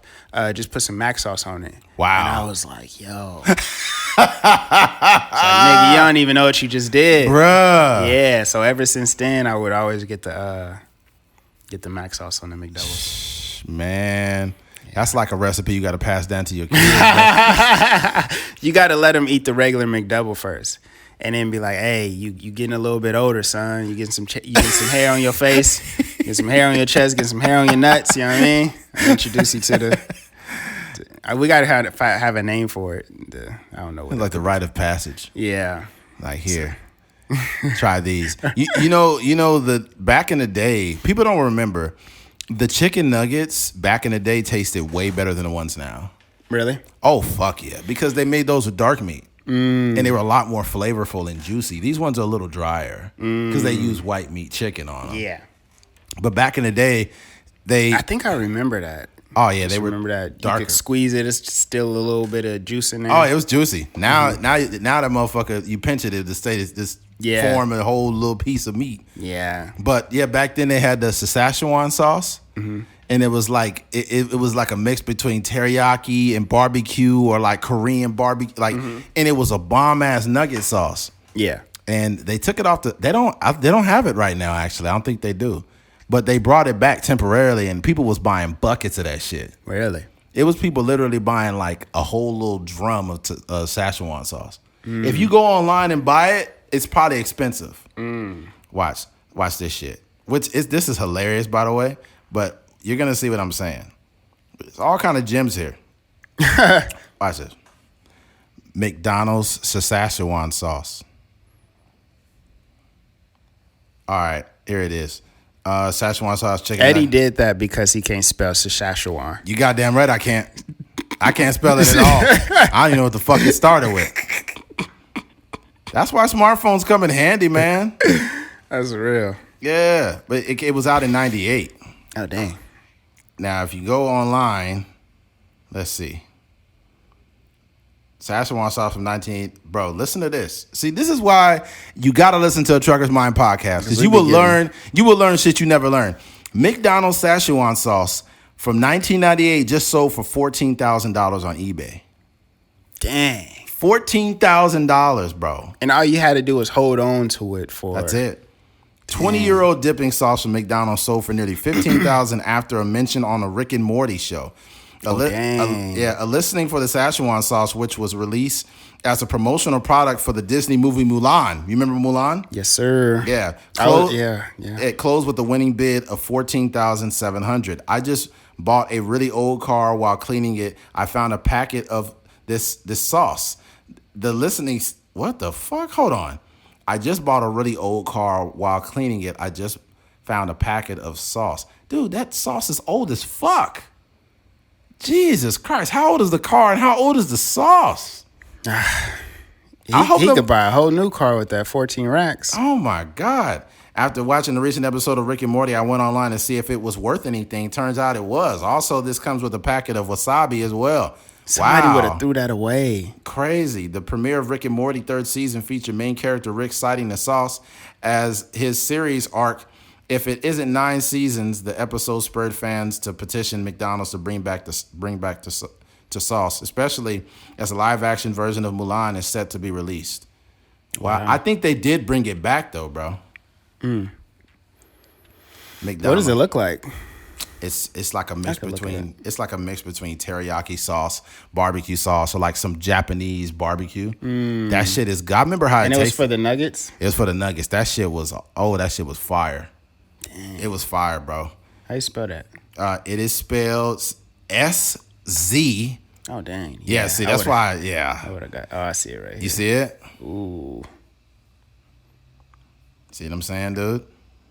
How much does Szechuan cost? Okay. Dang. How much does the Szechuan sauce cost? Indeed, per online commerce site, minuscule 0.5 milliliter packets of Szechuan sauce are going anywhere from $60. Wow. Let me see here. $60 to what? This is what you don't know. This is the dark side of McDonald's, you guys. We just gave you the light side of McDonald's with us switching up the McDouble. Now we got to give you the side that no one ever sees, where they are charging $15,000 for a pack of fucking Szechuan sauce. That is crazy. That mug is, with all them preservatives in there, it still probably tastes fire. It probably still tastes like barbecue from 1998. Probably, it tastes like nostalgia. That's when McDonald's is not doing enough. They're not capitalizing on nostalgia. Oh, my God, dude. This is $60. Holy shit, for one of them. Oh, my God. This is nuts. Mulan already came out, so they ain't gonna revamp this. No, not gonna. Yeah, no. No, they already came out. They came back out with it, dude. They did? They re-released this Szechuan sauce. See, because this article is 2017, so I'm pretty sure they re-released it. Szechuan sauce, re-release. Oh, it looks like it. Somebody said it's a bland disappointment. Really? Yeah. So it's not. McDonald's said Thursday that it will ship 20 million packets of Szechuan sauce to all of its restaurants in the U.S. The fast food chain reintroduced the sauce in October, but its release was clouded by chaos at stores as fans protested over lack of supply. This was in 2018. Yeah, I seen that. Mm-hmm. Yeah, it's crazy. Somebody call it a bland disappointment? Yeah, they said it didn't taste good. So McDonald's is deceiving its customers then. They didn't release the same product. Probably not. Because the first one was, people liked it, huh? Yeah. Yeah. But hold on though. Hold on. They could have re-released it. But when you get older, your taste buds change. Yeah. Sometimes those chemicals don't taste as good when you get older. Yeah, I be feeling like that about certain products. Like some stuff that's just too sweet. I'm just like, nah, it don't even hit the same as when I was a kid. True. Yeah. That's true. Mm-hmm. Dang. Well, McDonald's, man, you got your work cut out for you, man. Yeah. You get no how about to say prayers from McDonald's. You get no prayers from us, man. Make your burgers and make your business. All right, switching gears. Texas abortion law. I'm not sure how many of you guys have been following what's going on in Texas in regards to this abortion stuff, but it's pretty wild, man. It's definitely a wild concept, but let's go. Let's get into it. All right. This week, 5 justices of Supreme Court allowed a Texas law to go into effect that says private citizens can sue for $10,000 anyone who performs, aids, or abets an abortion on a fetus that has a detectable heartbeat. Their decision didn't overturn Roe. In fact, the legal question at stake wasn't about the fundamental right to an abortion at all. Still, abortion rights advocates are up in arms for a reason, mostly because how the court acted today could be a signal as to how it will act in November, when the real challenge to federal abortion rights will come before the Supreme Court. This week's Supreme Court case was all about whether or not a federal court had the ability to enjoin or block the Texas law from going into effect until the merits of the law could be settled in court. The broad use of injunctions is a relatively recent but increasingly common legal practice. So we are accustomed to seeing courts block even potentially unconstitutional laws during the period after the law is passed and before it goes into effect. For example, in 2015, a federal judge enjoined President Barack Obama's Secretary of Homeland Security from implementing its Deferred Action for Parents of Americans program. In 2018, a different federal judge enjoined Trump's Secretary of Homeland Security from terminating the Deferred Action for Childhood Arrivals program. All right, it's a lot of fluff in here. This is crazy because it doesn't get into specifics. I read this one. I have another article too. It's nuts, man. Like, you think you have like 5 weeks, I believe it is, to get aid or to have an abortion, and by then you have to wait on a wait list. So they only have like, I think I seen a thing on YouTube. They only have like 11 like Planned Parenthood or places that can perform these abortions, and there's a lot of women who are trying to get abortions, and they got to go like 150 miles to get an abortion or go out of state lines to get it. Mm-hmm. This is what I will say, man. What I'll say about this, the topic of abortion is it's a tough one because I'm in a space where no one's telling me how to use my penis. Like, no one says, Eddie, you cannot use your dick after midnight. Mm-hmm. Put your dick away or you will be arrested. And nobody's doing that, right? Do you think that if men being who we are, as far as like the dominant gender or mm-hmm. whatever, do you think that there would be laws trying to tell us what and how we should use our bodies? Like, if all men were really Lil Nas X and we could get pregnant, do you think there would be rules saying like what we should be able to do? I don't know, man. Mm-hmm. I don't think we could quantify that. What I do know is in reality, we live in a space where, or in a time or a reality where this to me is inexcusable. Mm-hmm. I don't think it's okay because there are a lot of women that don't realize they're pregnant to a certain amount of time. Yeah, they could be late on their period and then they actually go get checked. But here's the thing: a woman could be late on her period and not be pregnant. Yeah, it happens, mm-hmm. right? So if she's late on her period and she finds out she's pregnant, by then it's probably too late for her to get an abortion. And people say, like, you got to understand something. Like, they'll say, like, well, you shouldn't be having sex if you don't and it's just like this very simplistic way of looking at it.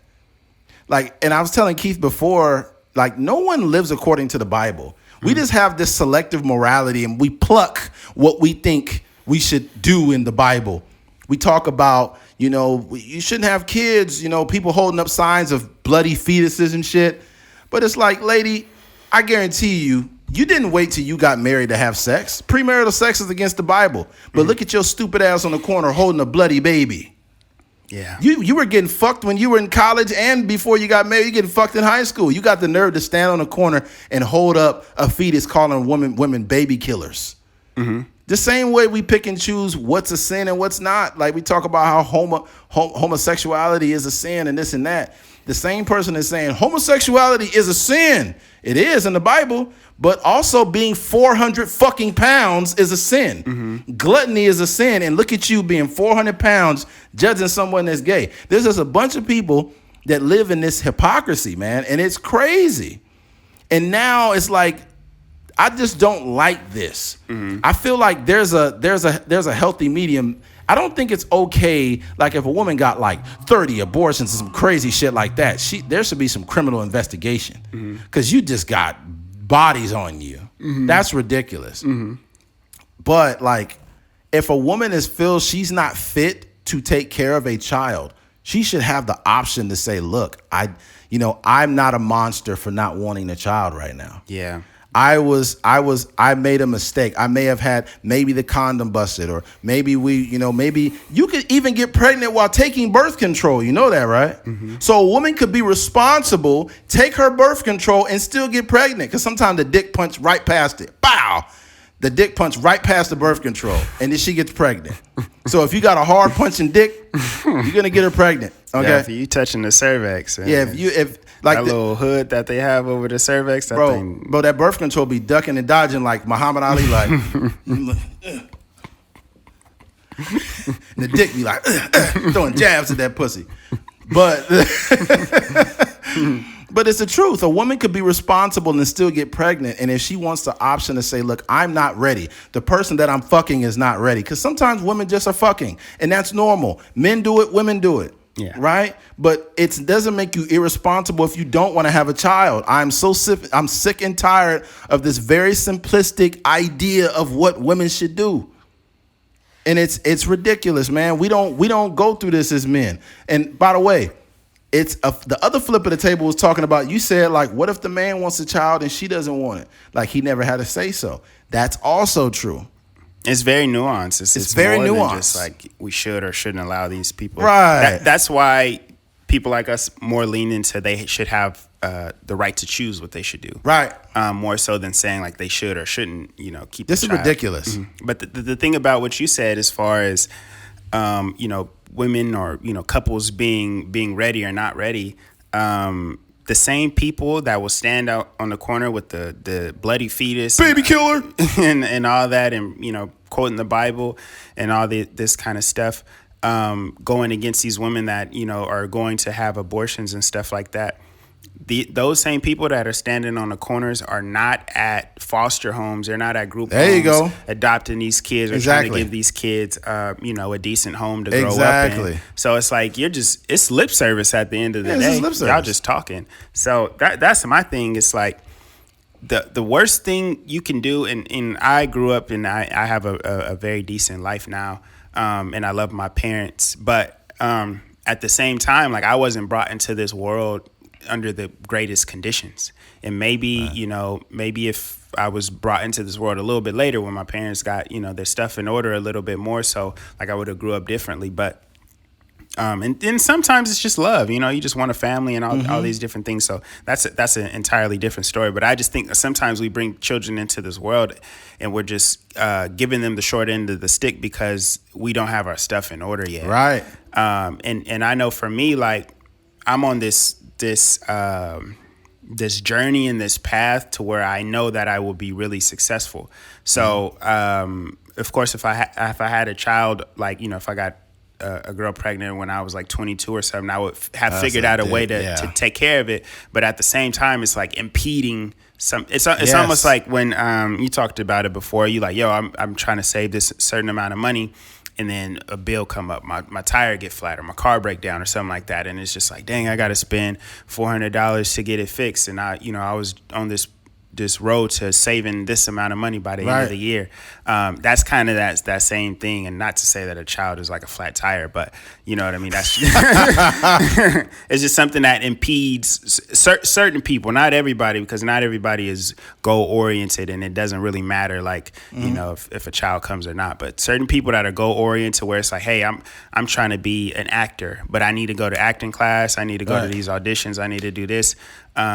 And it's going to take so much time, and I don't have room for, a child. But that's a fact. In 4 years from now, 5 years from now, where I'm a regular on this TV show, then I could bring a child into the world. There you go. Provide for them, and the whole. You need that momentum first. Yeah. And a lot of people say like it's not.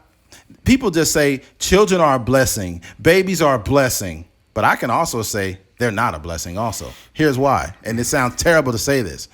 They're not always a blessing because what happens is when you have a child, it's all about them. If you want to build a life where you can actually properly take care of a child the right way or the best way you can, you need to establish yourself first before you can do that. Mm-hmm. So a child could come into your life and technically, yes, they are a blessing to you, but they can be a hindrance because, for sure. Because you're not going to be able to be on that same path. Like you can't just go out and create content the way you used to. I get if I had kids right now, who knows? Like I'd be like, Keith, I can't make it to the podcast. Like all kinds of shit like that would happen. So economically too. So kids are only beneficial. Sorry to keep cutting you off. You're good. Economically, it's only beneficial for like poor people. Like when you get more food stamps or you get more taxes at the end of the year, but. There's not really economic benefit to it, No, not really. It's just. And here's the thing: the people that are standing out holding signs, what they don't really understand is, as far as foster children, there is more empathy towards a homeless animal than a child. You are more likely to take in an animal than a child. For sure. But these are the same people holding signs. Look at the fetus, baby killer. You're not going to take them babies in. Mm-hmm. Not to mention, The biggest threat to society is a child who is not loved properly.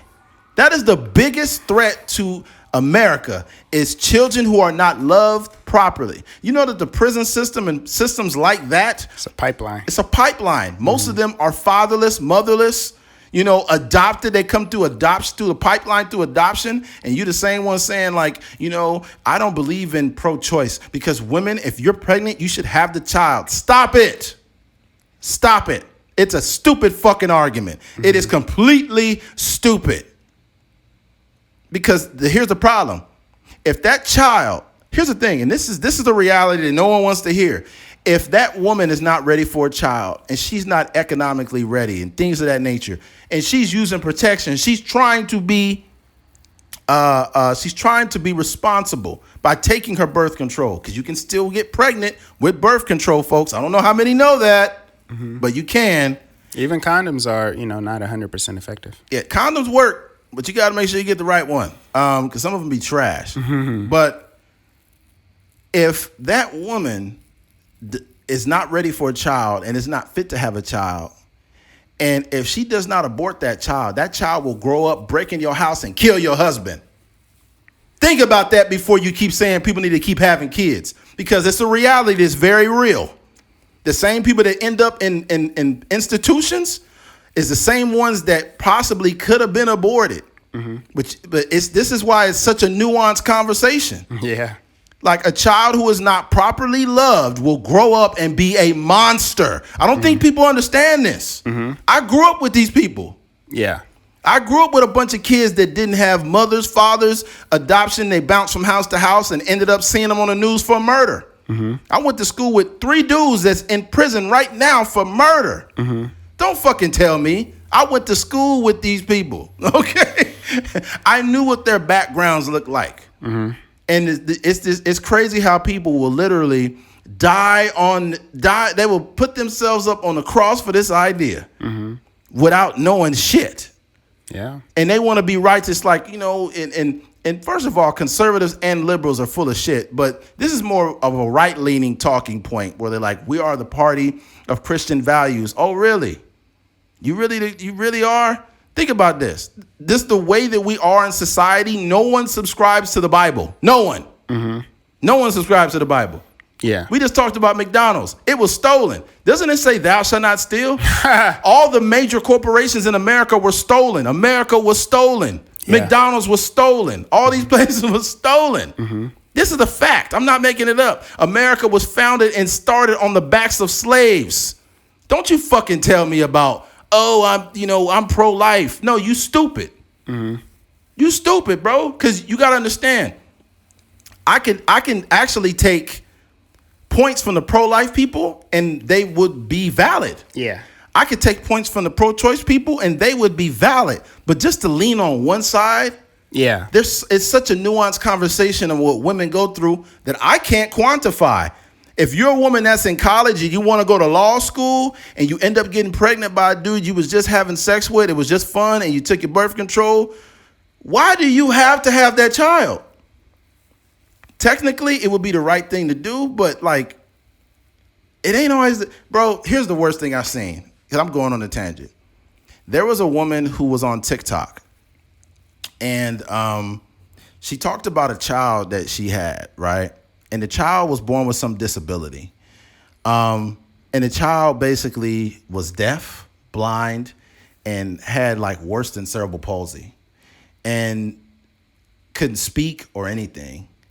And what ended up happening is certain events started happening in her life where I think her husband had passed or something like that. And she was taking care of this child that didn't have any type of like cognitive abilities. And it was a very harsh thing she was saying that wasn't her saying it. It was like robotic. You know how they do the robotic thing? I guess she had typed it or whatever. And she kept she kept it anonymous. But she said, like, this child is ruining my life. Oh my God. She said that this child is, he's like, I'm about to give this child up because I can't have a relationship with my kids. My kids have to take care of this child, this, that, and the third. And it was a really, like, gruesome conversation. Yeah. And it was terrible. But as I was listening to it, I was thinking about like she mentioned in there, like, I want to give this child to somebody who can give it the proper care because it's weighing on me and my mental health. And I don't have the, like, I just lost my husband. This is too much. And my kid's frustrated and can't do anything. We have to realize that people go through real shit.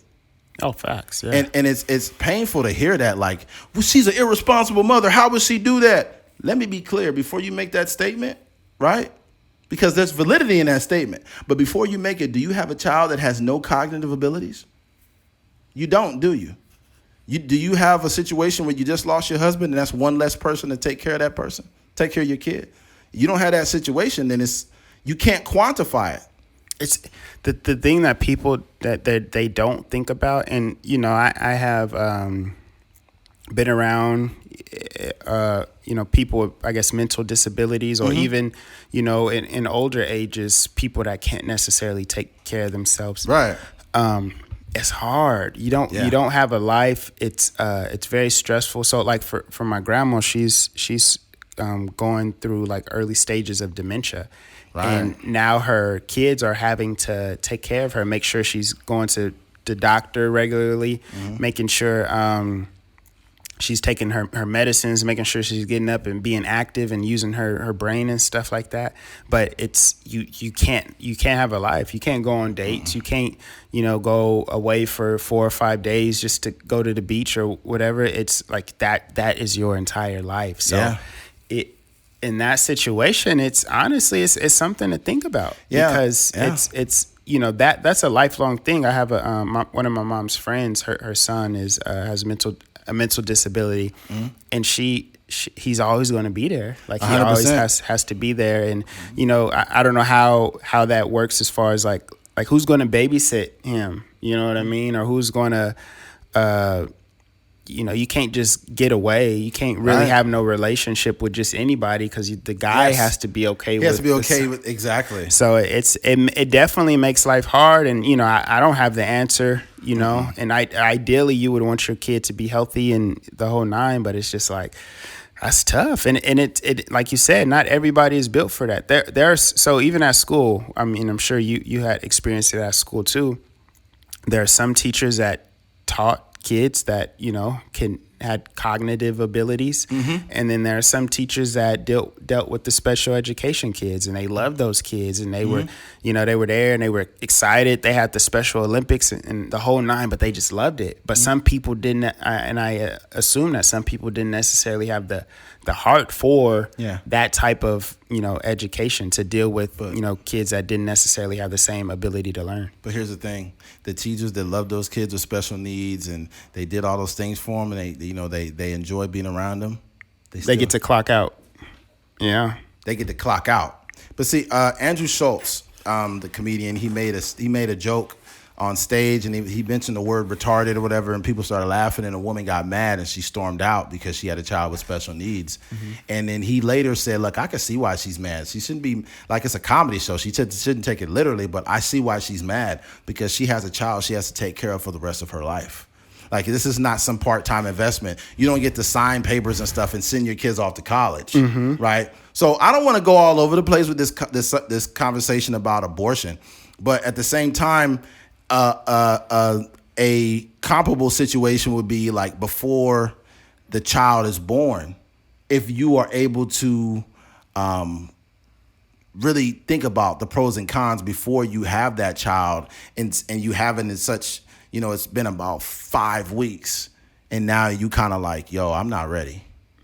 I think it's better for you to make a decision that's best for you. I'm not saying get an abortion. I'm not saying to keep the child. I'm saying make a decision that's best for you. I will say, I think that raising a child that is planned is oftentimes just better for everybody involved. Where you both know, like, hey, we're making a conscious effort to bring a child into this world. And even that does not always make for being great parents and stuff like that. But just, this not being surprised. And I see it now. I know some people that are younger than me that are, starting to get pregnant, and friends, family, etc. And I'm like, dang, first of all, they're young. I just don't know like how this is gonna play out. They still got some growing up to do. They still got some learning to do. But I hope the best for them. But I just think, and they're like surprise babies. That's why I said that. But yeah, man, it's tough, man. And I see it. I have nieces, I have nephews, and stuff like that are growing up, and my brothers had their kids when they were pretty young, and you just see, like, fast forward to when they're 35, 36 years old, and it's like, oh, I'm dealing with this with my baby mom, or I'm trying to fight for custody, or it's just so many different things. So it's just so much to think about. That's why I think it's important to just leave that decision into the people's hands that are having a baby. Yeah. Mm-hmm. Yeah, as a collaborative, because the thing about it too is, like, younger people honestly shouldn't really be having kids like that. Yeah. They don't, a lot of people are still figuring themselves out. And when you bring a child into that, and here's the thing too, there are more households with this type of dynamic. The father who wanted to be something, or the mother that wanted to be something, and then a child was brought in, and then now it's all about providing for the child. And now each person does not have any type of, they don't have really any sense of direction. They turn into robots. It's hard to be a good parent when you're not even happy with your own life. And there's a lot of people that are not happy with their own lives, and they're having kids. So kids are being brought up in not the most loving situations. And not to mention, if your dad's working 17 hours on a drilling rig, when he comes home, he's tired. You basically don't have a dad because he's doing all this providing for you.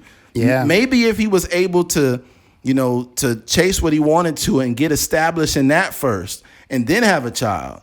Like, I don't think people, like the people that are pro-life, or they don't really have enough conversations around why women get abortions. They just make it like women are murderers. They're just killing people. Just kill, these women are just killing babies. And it's like, stop that shit. And even that, like, as far as your partner goes, and maybe it accidentally happened, and you're trying to accomplish something. You're trying to get a new job. Maybe you're in school or something like that. Even if you decide, or even if that baby does come into this world, which does one of those parents have the ability to hold it down while dad or mom is working / going to school full time and all these different things, and vice versa? Because, like, I know my cousin, he had to, when he had kids already, go to school, and he was trying to be an electrician, or not electrician, but a foreman, to work on the power lines and stuff like that, or a lineman, sorry. And at the time, I think he had like one kid, but he was gone in different cities. He was gone in different states. It was times where he could only come home like on the weekends. It was time where he could only come home for like 1 weekend a month, and all these different things. And not to say that he should have aborted his kids or anything. I'm just saying, like, in those instances when you're not where you want to be, you have to have, like, when you make that decision, part of that decision is, do I trust this person to be able to hold the house down, or be able to raise my kids when I'm not there, at least, like, physically not there. I don't think people are that forward thinking too, which is unfortunate. This is something that's just troubling. I looked it up now to make sure, and this is the biggest problem with this shit going in Texas. Anti-abortion laws used to exempt cases of rape and incest. Not anymore in Texas. It says, Texas sweeping new abortion ban is novel in its enforcement, allowing virtually anyone to sue a doctor or other person who helps provide an abortion after 6 weeks of pregnancy. But the law is also part of a more recent shift within the anti-abortion movement, in which restrictions on the procedure don't exempt pregnancies that result from abuse. No exception for rape or incest. Republican Celia Israel, an Austin Democrat, tweeted Wednesday when the ban took effect. What was the unthinkable is now law. Such exemptions used to be common in abortion legislation, according to John, the legislation director of Texas Right to Life and the architect of the Texas Law Senate Bill 8. But the anti-abortion movement has gradually shifted away from them over the past decade. He said, partly for practical purposes. It's ideology, not defensible, Seago said. And it actually hurts us in court. What the fuck? like, here, hold on. When crafting a restrictive abortion law, proponents often say they're fighting for the health of a fetus. Santiago said exceptions for rape and incest don't directly support that. Legally speaking, they also don't align with the belief that an anti-abortion movement that a fetus is worth protecting regardless of how it was conceived. What? This is ridiculous. So you mean to tell me a woman that was abused is just like, hey, you need to wait on the wait list? That's crazy. That's fucking nuts. That's nuts. And I think is like, it's not so much as men we need to stand up. As decent human beings, we need to stand up and say, this is wrong. This is wrong. This is not okay. You cannot tell a woman that was abused by somebody that there are no exceptions. Why should she want a baby that was forced in her? That's crazy. That's fucking nuts. Mm-hmm. That is crazy. That is beyond ridiculous. Like, this is caveman shit. Mm-hmm. Yeah, this is a real problem. Mm-hmm. And I think that like no one's gonna stand for this shit, man. Texas is weird. Very weird state. Like, there are pros and cons to Texas, but they are behind. I think there was one of the first states to take out like critical race theory too. I could be wrong. I don't like to talk without having. Watch this. I'm going to use my phone again. Eddie can't spell critical, so he's Texas critical race theory. And it picked up what you said, you asshole. This what it typed out. Eddie can't spell critical study, and then says Texas critical race theory. So you talking in the mic got into the phone. God damn it, Keith. Fuck.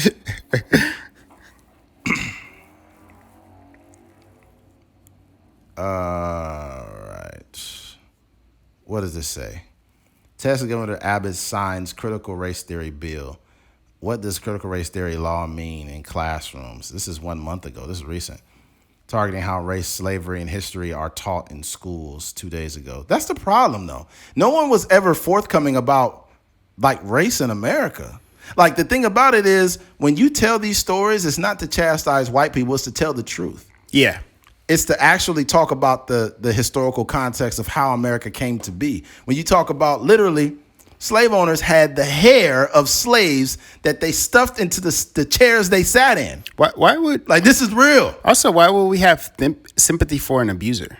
That's like looking at R. Kelly and being like, man, just the way he grew up. I mean, the way he grew up and, you know, he was raped as a kid and all this kind of stuff. It's like, yeah, it's okay to have sympathy towards him, but this man still should be in prison. So I don't understand why a bunch of these white people can get off with this idea, like, this makes us look bad or we're not that bad. It's like, these are real facts. These are real facts. And then what it says here is Abbott had already signed into law critical race theory bill during the regular session, but declared at the time that more needs to be done to abolish critical race theory in Texas classrooms. It was never there. It's never been in any classroom. No one knows about the race massacre. Mm-hmm. No one knows about the first terrorist attack in American history was done to black people. Yeah. Bombed. They were literally bombed. No one knows about this. Yeah. The thing about it is nothing is all good or bad. But what people need to understand is you need to get out of your echo chambers. Mm-hmm. This is why I don't really have a political affiliation, because liberals and conservatives are full of shit. But in Texas, it's a red state. Mm-hmm. And what it is a lot of the ideology that they have there it's off. Mm-hmm. It's also progressive, but it's also bullshit. Yeah. I don't agree with this, man. Mm-hmm. I don't agree. I have the right to not agree with that. Mm-hmm. Right? And my thing too is like, when it comes to critical race theory, like what are we even talking about? I mean, what? Also, like, what are we going to teach if it's? That's what I'm saying. If you're in history class and you're not learning about how America was created, or we're not learning about how America came to be the economic power that it was, or the military power that it was, like, what history are you going to say? Well, I don't know. Like the same bullshit watered down Christopher Columbus history that we got in school. But even in that story, there's still some murders and all these different things. Yeah. Like, so what how you're just going to tell it from? It's like a cheating husband. Like, hey, I was at the bar, but I was with my boys. I didn't get my dick sucked. Not this time. Yeah, it's ridiculous, man. Yeah. Look, man, I'll say this. Man, this is just nuts. I don't want to beat this over the head, but I just think that we've got to do better in how we communicate, because the situation regarding women, like, it's nuts. Mm-hmm. And they've written in the law because what's the positive? I think it's a control thing, and it's, kind of leaning into, it's leaning into ideologies.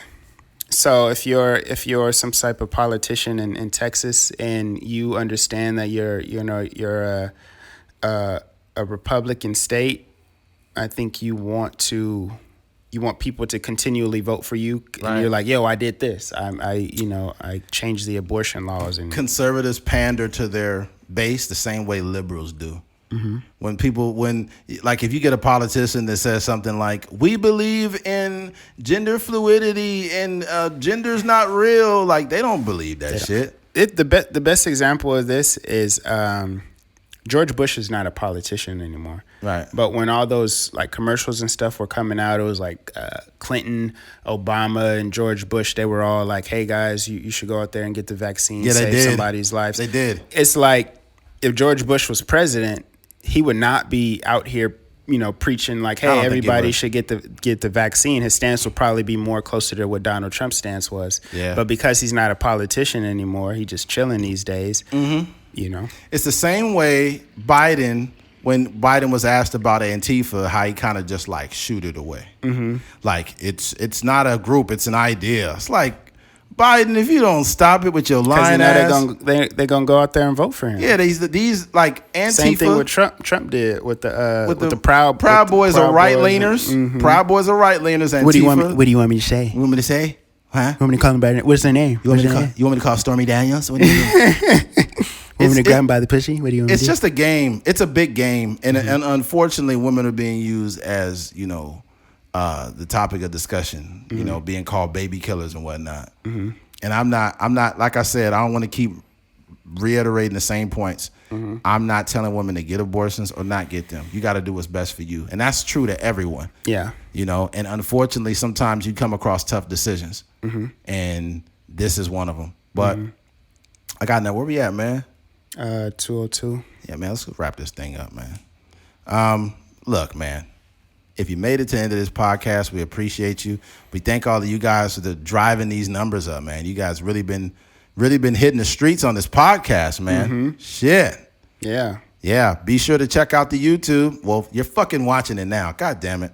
But somebody might be listening.